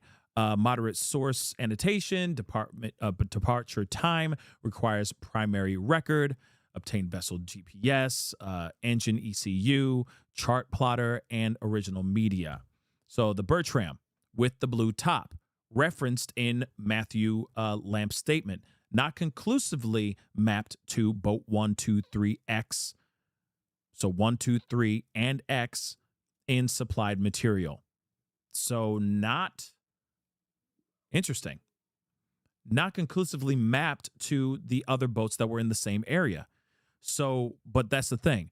That Bertram with the blue top could have just been off down the water a little bit. It could have been down the shore a little bit and not captured on camera at all. Not because they were not trying to get caught on camera. It's just because it could just be where the boat was placed, right? So again, that's very interesting, right? Lamp says it left shortly after 5 p.m., pretty fast. Not established, low pending vessel match. Identify exact Bertram and compare to image tracks. So again, you got all this. Boat X is gone right here. Boat X is right there in this photo here, but then Boat X is gone in this photo here during the fight. Now, again, like I said, that boat could have moved because it needed to move. Maybe things were getting too crowded. Maybe they wanted to go somewhere else with a little bit more space. Maybe they wanted to venture out deeper into the water. You know what I'm saying? A little further away from the shore. so that they can do their thing, hang out, have maybe a little bit more privacy where you're not sitting on top of each other. There's a lot to put in consideration, okay? But it is interesting that you have boat X there and then boat X is not here, right? Then you have boat number 1, which is the POV. So they were on this boat over here when they were making the fight video where it's not really a fight video, but you know what I'm saying. You hear people yelling in the background. You see what I'm saying? So again, that's very interesting, okay? So what this supports, the vessel arrangement changed between the two depicted configurations if the source labels are accurate. What it does not support yet, the exact time boat X moved, its destination, its occupants, or whether its movement is related to Nolan's disappearance. It's a good question. It's definitely a good question. Again, it's a brand new timeline. This is a brand new breakdown, right? Because now we're hearing a little bit more. And we're hearing other witnesses as well. Other witnesses are speaking out, right? They're saying, hey, there was another fight. I mean, it was a little thing, but there was just a little thing. It was a little tussle, there was a little BS, but, it ended quickly, right? So, again, you see boat number 1, boat number 2, and boat number 3. And then you got the Triton over here. Hold on. Let me see if I can get closer to that one, too, right there. But if you can see it, I mean, that's the Triton. Interesting. And again, like I said, witnesses galore. Witnesses coming out the booty hole. Okay? Crazy. So, source time. The newly supplied photograph is represented as having been taken at 4:50 p.m. on July 4th, 19 minutes after the user supplied 4:31 p.m. departure of the boat on which Nolan arrived on Horn Island. Key visual observation. Frontier Bay / boat number 2 is no longer in the earlier original position shown in figure 5A. This is consistent with the later fight video still, where the vessel configuration has likewise changed analytical significance. If the 4:50 departure time is authenticated, the photograph establishes an upper bound time. Frontier Bay had moved from its earlier position by 4:50. It does not establish the exact minute of movement, destination, occupants, or any connection between the movement and Nolan's disappearance. Nolan possibly in this photo, but not confirmed. So, interesting. So, let's see. Okay, shoreline photo. Is that... Wait. Let me see. Hold on. Let me see here. So he might be in this photo here. Hold on. Yeah, the shoreline photograph represented. Okay. Taken at 4:50 p.m. This photo, everybody, was taken at 4:50 p.m. So he could very well be somewhere in this photo, but, probably like the size of like this big on the photo.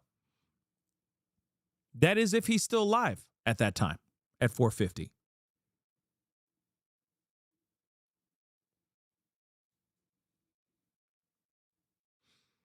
Video derived timing indicators. Let's see.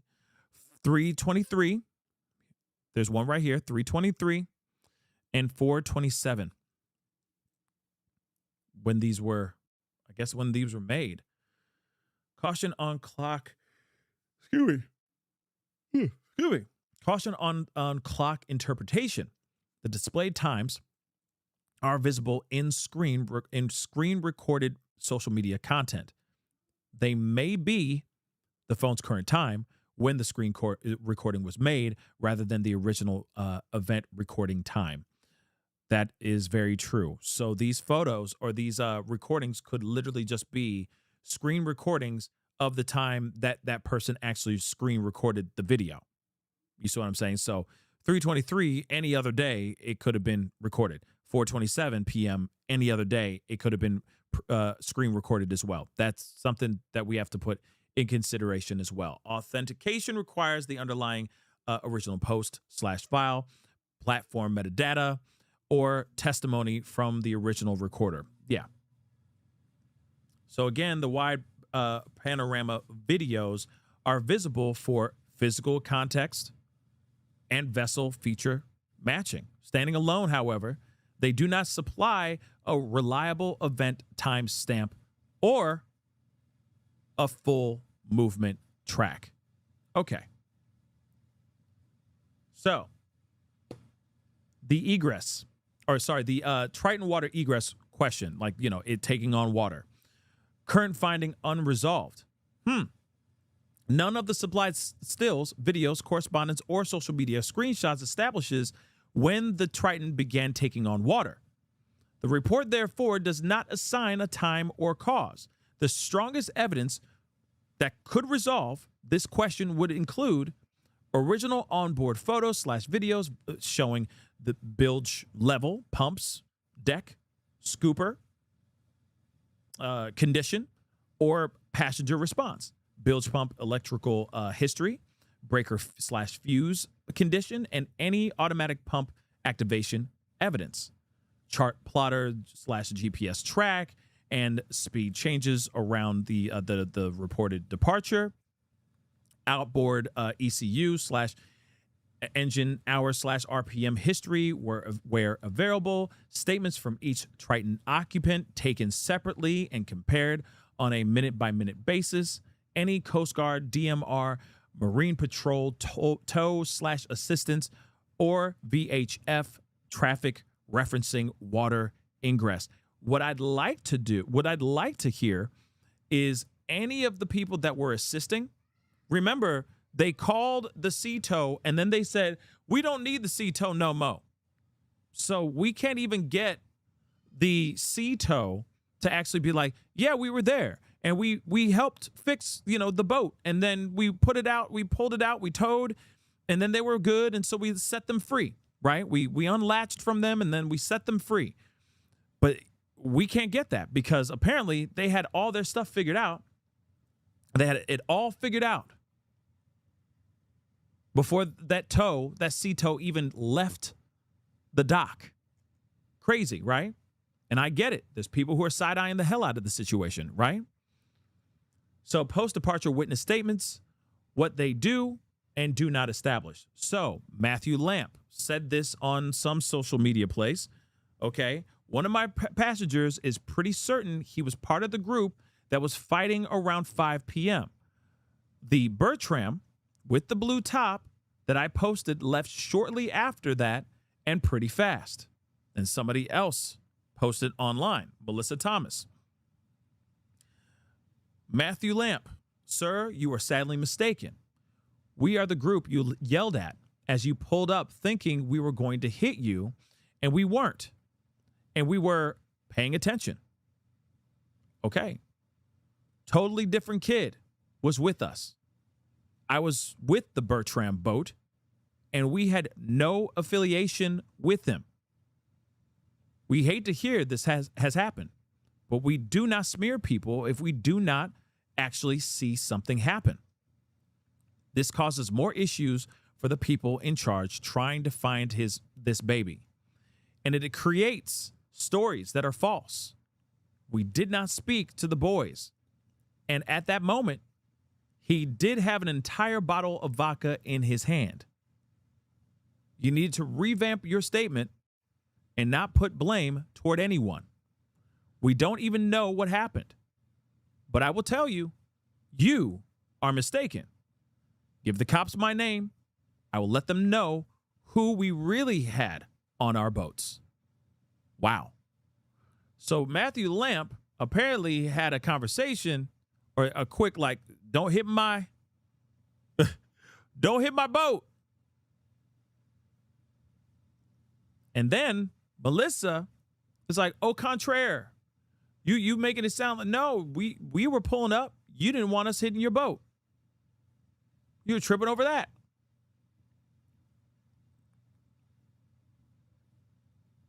Totally different kid was with us. I was with the Bertram boat, and we had no affiliation with him, with this other kid. We hate to hear this happened.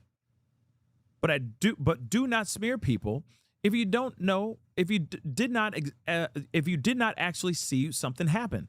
This causes more issues for people that people in charge trying to find this baby. We did not speak to the boys, and at the moment, he did have an entire vodka bottle in his hand. Interesting. So people are getting turned. Interesting. Analytical significance. The two statements conflict on the identity of the person associated with the group. Yeah, it's like, who is that person, right? Who is that person? One of my passengers is pretty certain he was part of the group that was almost fighting around 5 p.m. And then, of course, that Bertram with the blue top that I posted left shortly after that and pretty fast. So it sounds like he's referring to Nolan. But then you got this person over here, Melissa, being like, we have nothing to do with Nolan. There's another. See, that's the thing, Natural Mystic. That's the thing. Is she saying the boy, the person who had the whole entire bottle of vodka in his hand, is she referring to Matthew? You know what I mean? Or another kid? Like Nolan. That's the problem, right? So the two statements conflict on the identity of the person associated with the group. Lamp's wording is itself secondhand. One of my passengers is pretty certain, while Thomas explicitly says Lamp is mistaken. Therefore, the material cannot responsibly be presented as a confirmed 5 p.m. sighting of Nolan.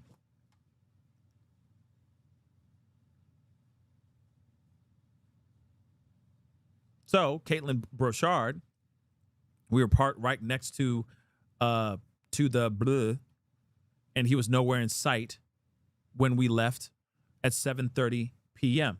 I mean, yeah. So the 7:30 statement is potentially useful as a negative observation, but only after establishing exactly where the commenter's vessel was located, what area was available, how long the commenter was present, and how the commenter knew who to look for.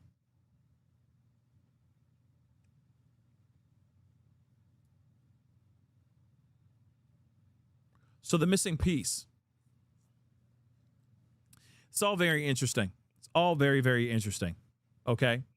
But the missing piece, the evidence presently supplied does not answer the most important question.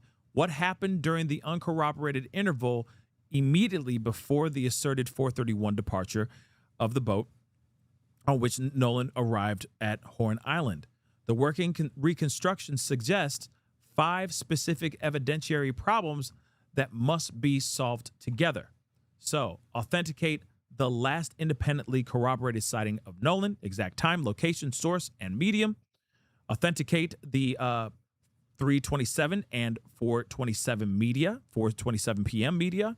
Determine whether those times are event times, post times, or screen recording times. Identify boat X and determine when it left the configuration shown beside boat number 1, boat number 2, where it went, and who was on board. Authenticate the 4:31 departure of the boat on which Nolan arrived at Horn Island using primary electronic data rather than recollection. Create a complete occupant by occupant vessel roster and compare each person's statement against the visual record. I mean, again, yeah. And I'm hoping that 5-0 is doing exactly that, right? Getting exactly the names of people that were on the boat, all the guys, all the girlies, all of them together, breaking it down, interrogating the F out of these kids, and finding out what actually happened. Because again, clearly something happened. After he said, no, I'm sticking around with Katie, something happened after. That's it. Until those 5 points are resolved any narrative that claims certainty about his movements during the gap exceeds what the supplied evidence can support. So again, after 3:23, that gap between 3:23 and 4:27, something seems weird. Something seems off. There's people that are saying that he was hanging out at 5. Some people are saying that they saw him hanging out around 6. Still no confirmation on that either. So, recommended evidence requests, original media, vessel electronics, phones, of course, the essentials. And again, determine first observation for first pump activation about the flooding of the boat, right? The sinking of the boat and trying to get the boat unsank. Where's the proof of that? Visual matching, use hull color, rub rail, T-top geometry, outboard count / model, flag mounts, decals, and console layout to link unlabeled videos to identified vessels. I get it. Witness matrix, again, interview occupants separately, of course, and then cross-reference their information, make sure that they're all basically saying kind of the same amount, it's kind of the same story, or if they aren't saying the same story, there could be conflicting pieces of information. You got to remember, a lot of people, these people were wasted. All of them were wasted, baby. All of them were wasted. Okay? That's it. All these mother lovers were wasted. So you got to put all of that into consideration. Their memory is going to be hazy. And so, you wonder if what we're hearing here is 100%. Because it's kind of like, okay, we saw on social media, they said this, that, and the third.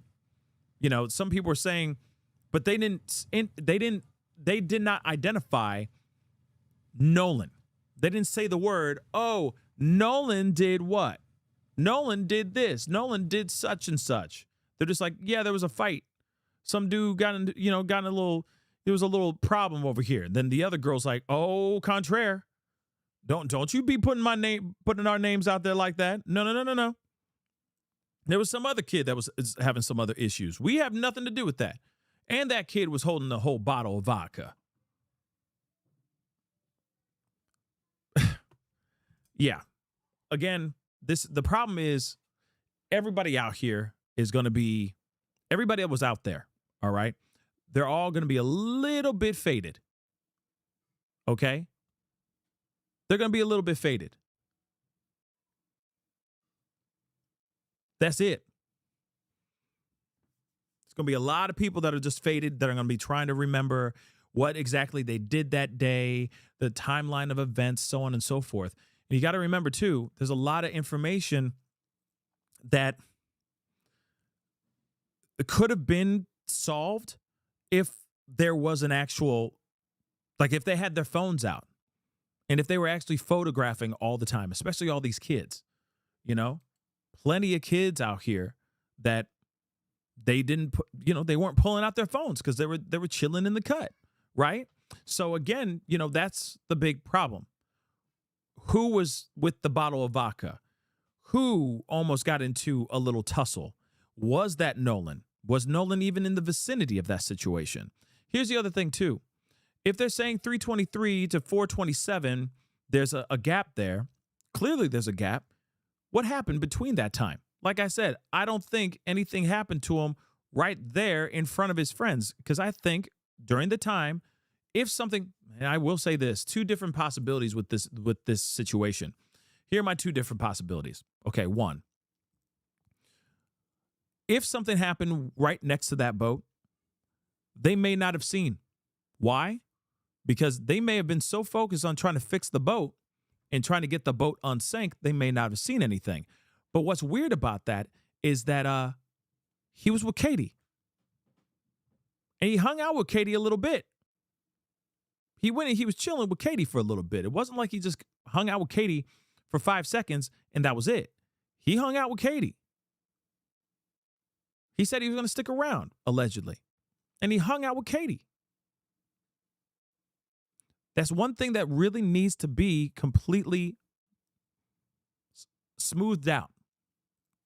How long did he hang out with Katie for? How long? That's one thing that we have not heard anything about. She just said, oh, no, he went right back. How long? What do you mean? He went back on the boat right then and there? You see what I'm saying? Did he go, sorry, girl, I got to be over here. You know, when we get back on the mainland, I'll find you or something like that, you know, or whatever, right? They have not explained that part. That is the biggest problem here. I got a huge problem with that. What happened with Katie? How long was she there for? Here's the thing.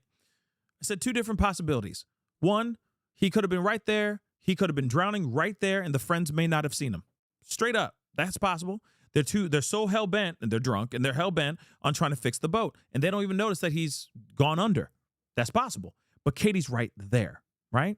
That's the only thing that pushes back the situation, right? But then, you know, there's the other possibility. He went off with Katie. No, I don't think he got choked out by some dude and blah, blah, blah. Damn it, Bart. I don't see that. I don't see that. I think that they were tripping, worried about fixing the boat, and maybe he went under right then and there. That's possible. Still, that's possible. Did they have their hand at putting him under? No, I don't think so. I don't. But then here's the other thing. Okay? Did he walk off with Katie? Or did he swim off with Katie and hang out with Katie a little bit and then say he's heading back to the boat? And then something happened? Then again, like I said, there's other people that are saying that they saw him out there, you know, hanging out, kicking it around 6 p.m. So what is the truth? That's the problem. There's so many individuals here, and there's so many people there, and nobody saw nothing. So many people kicking it. Nobody saw nothing. They were just all that zooted. Everybody was that drunk, and they didn't notice anything at all. It just doesn't make any sense to me. It really, really doesn't. But I do want to go over here to actually, hold on. I take that back because if I'm correct, there's another Nancy Grace episode that we need to take a look at. A Nolan Wells bombshell report tonight. Does it reveal new witnesses? I'm gonna speed it up a little bit. Because of the new timeline report, is there a timeline shift in what happened the afternoon and evening? Nolan Wells seemingly disappears. His body found washed up at Horn Island. Good evening. I'm Nancy Grace. This is Crime Stories. I want to thank you. What is in that autopsy? Now I really want to see the other autopsy to see, is there trauma to the body? Is there something that happened? I couldn't believe it. I could not believe it. I have no doubt that what we're listening to and what she did is credible. Not only has a timeline been analyzed by the Cajun Navy, the U.S. Cajun Navy, based on all sorts of statistical data, new photos are emerging. Take a look at this photo before we go to the Cajun Navy. Look at this. Check out what you're seeing. Look at all the boats surrounding where Nolan was. Leave up the photo out to Caitlin Becker, senior national correspondent, New York Post, star of New York Postcast, their new podcast. Caitlin, what are we seeing? Well, what we're seeing here comes from this new report from the United Cajun Navy, and you're seeing several boats strung together. This is one of the first images that we've seen of this certain configuration of boats there. They're all identified, one of which was the boat that Nolan came out there on. There's several others kind of anchored with it and tied up, which begs the question of where was Nolan when this photo was taken, because it's unclear if he's actually... Holy crap. Hold on. Her audio is tripping me out. ...in it. What time was this photo actually taken? So what you're seeing here is, as you said, a potential pool of witnesses. Hey, Kate. Yikes. Her audio's trash. Caitlin, look at this. There's boat number one. There's boat X, there's boat number 2, there's boat number 3, and there's a boat from which the photo is taken. Now, look in the water. There much has been made. Nolan Wells was drinking. Okay, well, apparently everybody was. They all have containers, open containers in the water. Okay, as far as I know, that's not a felony. Boat number 1, full of people. Boat X, full of people. Boat number 2, full of people. Boat number 3, full of people. People on the boat from which the photo was taken. Some of these boats tied together. You know what that means in my world, Caitlin Becker, joining us in the New York Post? Let me see, Caitlin, please. That means witnesses. See, when Exactly what I just said. Plenty of mother-loving witnesses. How can nobody see any of this? I find it very weird. They're having problems with the boat. Nobody else saw that they were having, like, there was a commotion going on. They saw the fight on the damn island. They saw a tussle going on, or, you know, an issue going on the island. So what the heck is going on here, right? I look at that, I see witnesses. Other people say, hey, there's people having a good time. I see witnesses. Do you see all those people? And a lot of them. Who were they? Have they been spoken to? Have they been polygraphed? What can they tell me? That is the question, right? We don't know from an investigative standpoint who has been spoken to, exactly who is in this photo, and what they have or haven't told law enforcement, because there hasn't been really any transparency there. But from what our reporting has showed, there have been dozens of people who have spoken to law enforcement as witnesses. But Nancy, we don't know if it's any of these people that you're seeing in this little cove area right here. And the timing, I think, is really important, because these images are taken right around, I think the timeline's about 3:30-ish, 4:30-ish. When the boat that Nolan came out there on leaves and starts taking on water, that's one of the pegs for the timeline. When these photos were actually taken, that is a peg for a timeline. But what we don't know is where Nolan is. There he is. You can see that image right there. What we don't know is where Nolan was when that first image that we saw with all of those boats kind of tied together, when that was taken. You are seeing a photo obtained by our friends at the United Cajun Navy. And speaking of the United Cajun Navy, joining me now is Brian Trasher, Vice President, United Cajun Navy. And for all of you attacking the United Cajun Navy, let's see that aerial footage they provided us. This is from the Cajun Navy, describing their search, their aerial search. They spotted Nolan Wells' body. They have been integral in the search for Nolan Wells and helping elucidate the facts as we know them. Elucidate. Brace yourself, Trasher. Everybody else is getting death threats. You might as well join the party. To you, Brian Trasher, the United Cajun Navy has come up with a timeline. Now, did I hear Caitlin Becker from the New York Post correctly that photo where the boats are named Boat 1, Boat 2, Boat 3, and Boat X, is that from you guys, the United Cajun Navy? First of all, I want to thank you for calling this report what it is, and it's a timeline. And some people have called it an investigative report, and that's not accurate because, as you know, we're not investigators. And what we did, Nancy, was we asked our followers, say, hey, if anybody was there that day, you have pictures, videos, whatever, send it to us just so we can go through it, see if there's anything relevant. We took all that information and compiled it into just one digestible report of things we thought were relevant and could be helpful. Maybe they're not. Maybe law enforcement's already seen all this and it's nothing new to them. But we just wanted to be transparent about what we received. So going back to your question, the pictures that we received, we did not, as an organization, take any of these photographs. These are all images that we received from people who were trying to help us out and trying to help Nolan's family out. So you asked the public for help, and you got it. You got a treasure trove of photos, and I find this one significant. Guys, we've got an all-star panel, and I would like the all-star panel to look at their screens, because I've talked about this before, Brian Trasher, and I'm frankly fed up with attacks on the United Cajun Navy. They're doing something, which is more than all of the haters can say. They're doing something. They have amassed evidence. They have created the timeline to the best of their ability. They have shared it with us, unlike the autopsy that is complete is being kept secret from us. Yeah, that's really trashy, if you ask me. I don't understand why they're holding the autopsy from anybody, from all of us. And I think that there's a lot of people that are feeling that that could be a sign for something, that maybe something big is going on.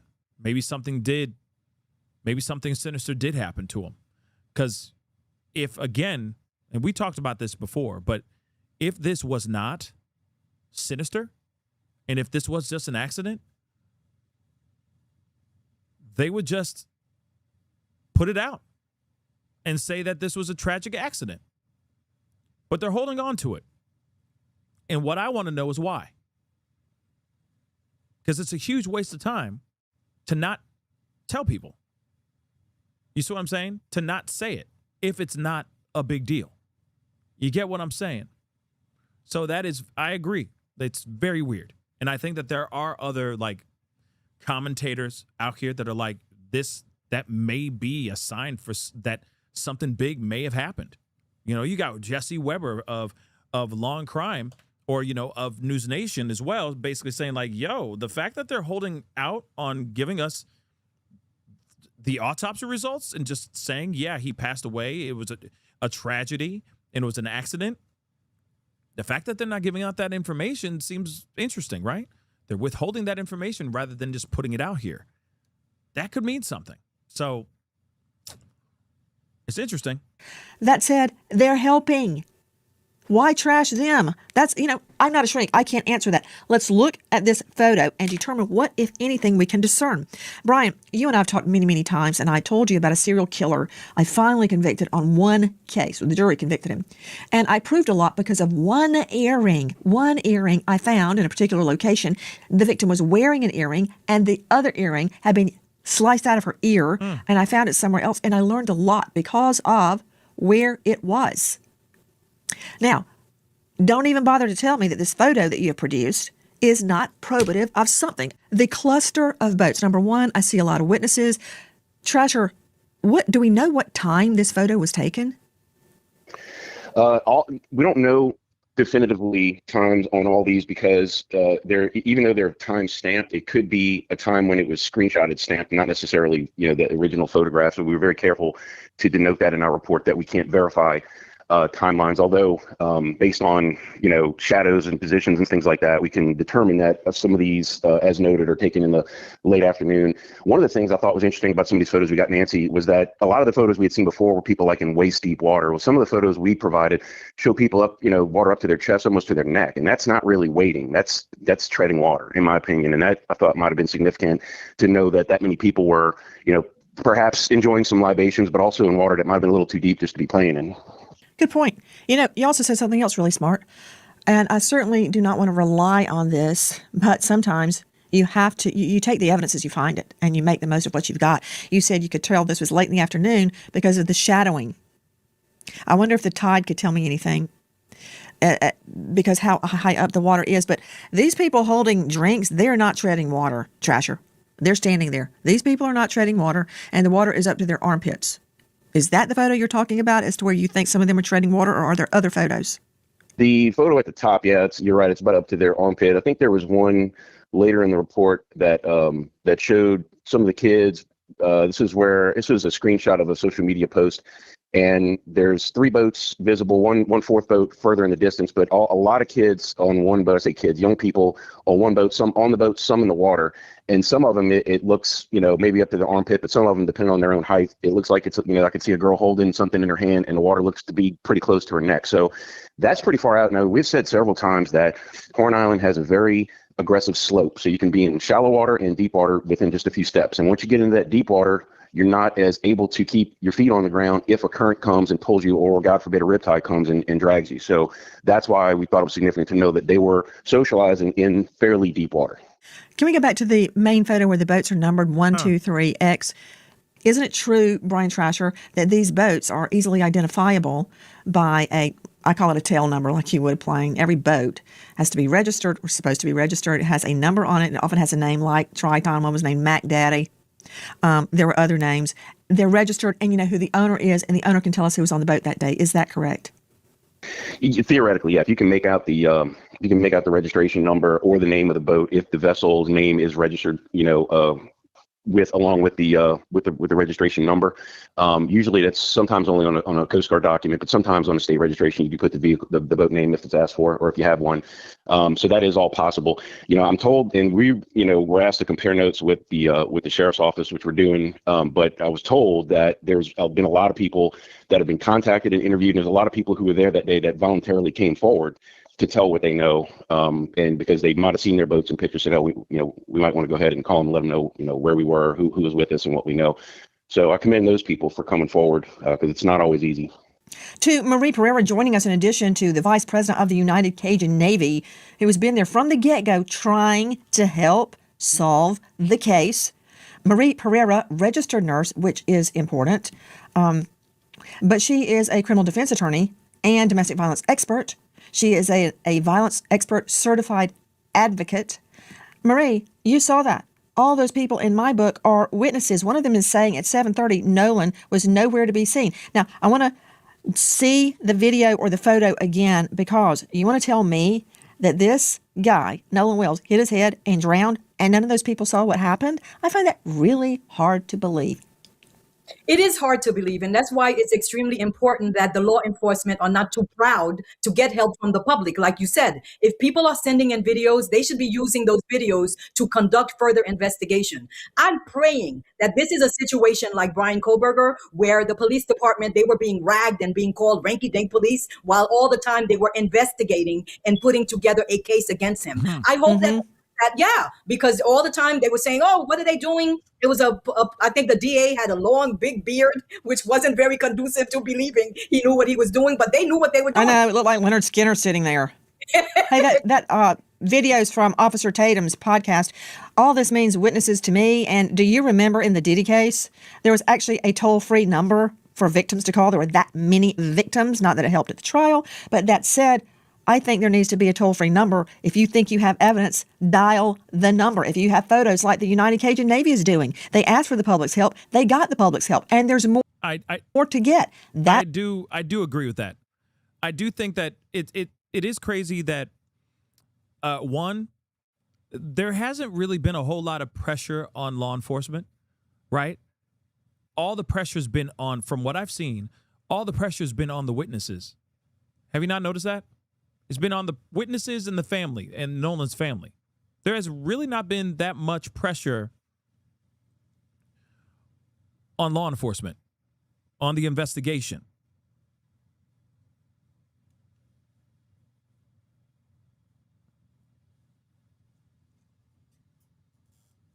I'm just saying.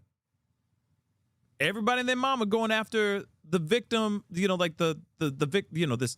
Nolan's family, they're going after the witnesses and the witnesses' families. But they're not, I'm not sitting here saying that we need to be sending out threats to law enforcement. I'm not saying that at all. What I'm trying to say is there's no pressure being applied to law enforcement. And yeah, Angie, I agree. Law enforcement's been real quiet. They've been real quiet. I find that weird. That's a problem to me. That should be a problem to all of us. I don't like that at all whatsoever. But everybody's still very hell-bent on calling up these witnesses and going, you gonna die. That's messed up. When we should be looking at law enforcement and being like, yo, bring these guys to justice.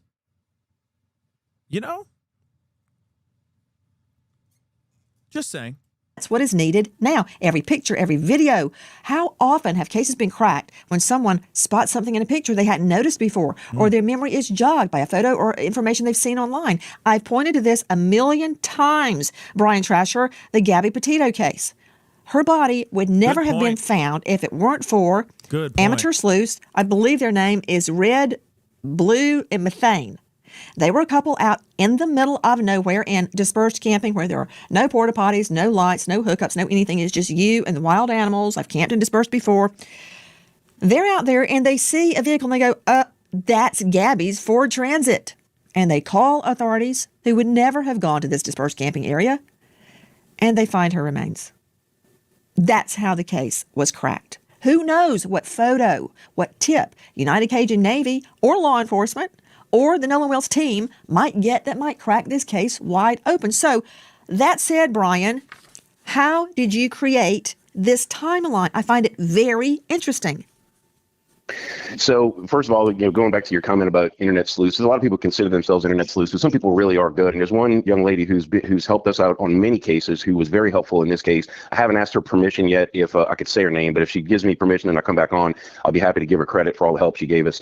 But basically, what we did was we took these pictures, we juxtaposed them to like Google Earth and satellite pictures of the island to try to determine exactly where they were. We looked at the initial coordinates called out from the I think from the Coast Guard or from Marine Patrol when the missing persons report first went out, and basically just try to run these pictures against each other to say, okay, this boat's here now, it's not here later, and again, just create an index. We had to use some software to help us create the index of the pictures and make sure we put it into the best timeline we could. We included social media posts that, may or may not have been definitive, but this was happening in real time. So we thought it was important to put those up there to create context. And so again, just trying to, our goal was to take what we've received, put it into a digestible format that just about anybody could understand, hopefully. And if it's helpful, great. If it's not, then I don't think, no harm, no foul, To Dave Mack, Crime Stories investigative reporter, based on this timeline, and it may be refined as the days go forward, how does it shift the timeline? Because there is a group of people fighting at 5 p.m. Who are they? The friends say they leave at 4:31. That should be able to be verified through GPS. 5 p.m. Nolan, according to them, is still at Horn Island. Is he? Because by 7:30, witness states Nolan nowhere in sight. So where was he? He wasn't floating in the water. He wasn't on the shore. If he had, hold on, Dave, to Joe Scott Morgan, if he had drowned, wouldn't he be floating in the water? Perhaps. I've seen bodies in the immediate that will go directly to the bottom, and there are those that do in fact float. So a lot of it is going to depend upon the temperature of the water. Many times, a lot of it's going to depend upon, is there anything else out there that could, let's see, how can I put this, that could in fact impede the body's ability to float to the top, like beneath a boat. And as you can see, there are a lot of boats out there. So if in fact that had occurred, you can actually have bodies that will be caught beneath other vessels. I've worked cases like that where they were looking around for someone and they couldn't find them because the whole area was surrounded by vessels. And so there are a lot of elements that go into this, Nancy. Yeah. Again, I appreciate, Nancy Grace for being on this too, asking questions and all that. There definitely is some sort of, there's definitely a lot of questions. We already know that. We've been known that there's a lot of questions, right? And there's definitely a time gap. There is a time gap. There's a critical gap where something could have happened, right? Or nothing happened at all. Remember, there's still information even after. There's still alleged sightings of him after the critical gap, right? So it is interesting. Successful MD, thank you so much for the love. A DHS agency could do boat tracks via satellite. Interesting. That's good to know. But I don't know how deep. I don't know how far they can reach. You know what I mean? How far they can get their hands on other experts to do whatever they need to do to find out, to figure out more timelines and all that, right? But you got to remember also, too, what we also read in the paperwork, in those documents, are only information from eyewitnesses. Those eyewitnesses can see a boat drive off. It seems like they're driving off fast, and maybe they weren't driving off fast at all. Or maybe the boat wasn't with a blue top. Maybe it was a red top. Or a black top. You just never know. You know what I mean? Like, people's recollection sometimes wavers or changes over time. So we do have to kind of take those things with a grain of salt. Now, I'm not sitting here saying that these people are saying things that aren't true or that they're making things up. I'm not saying anything of the sort. But I do think it's very important that we know a little bit, we get more information, right? And hear more from, like being able to sit down and talk to them. Because, again, you got to remember, I just want to point this out, okay? Let me just point this out. And this is not a dig at this is not in any way, shape, or form a dig at United Cajun Navy, but they got information from this, from screenshots, from social media. And they did not fully clarify who the people are. They just got information from posts that were said, that were made online. They didn't actually go to these people and say, yeah, Matt Lamp said this, and Melissa Thomas said this to us. They're grabbing this information off of social media, which is, in my personal opinion, a problem too. Because again, one of my passengers is pretty certain he was part of the group, and that was almost fighting around 5 p.m. So who's almost certain he was part of the group? I mean, we can only assume it's Nolan Wells, but can we see the dialogue before this so we can understand that this is Nolan Wells? I'm just asking the questions, guys. This is all from social media. From what I'm gathering, this is not information that they walked up and talked to them. Post-departure witness statements, what they do and do not establish. Did they interview Matthew Lamp? Did they interview Melissa Thomas? Or is this just random people that they found online and they're like, ooh, that's interesting? You see what I'm saying?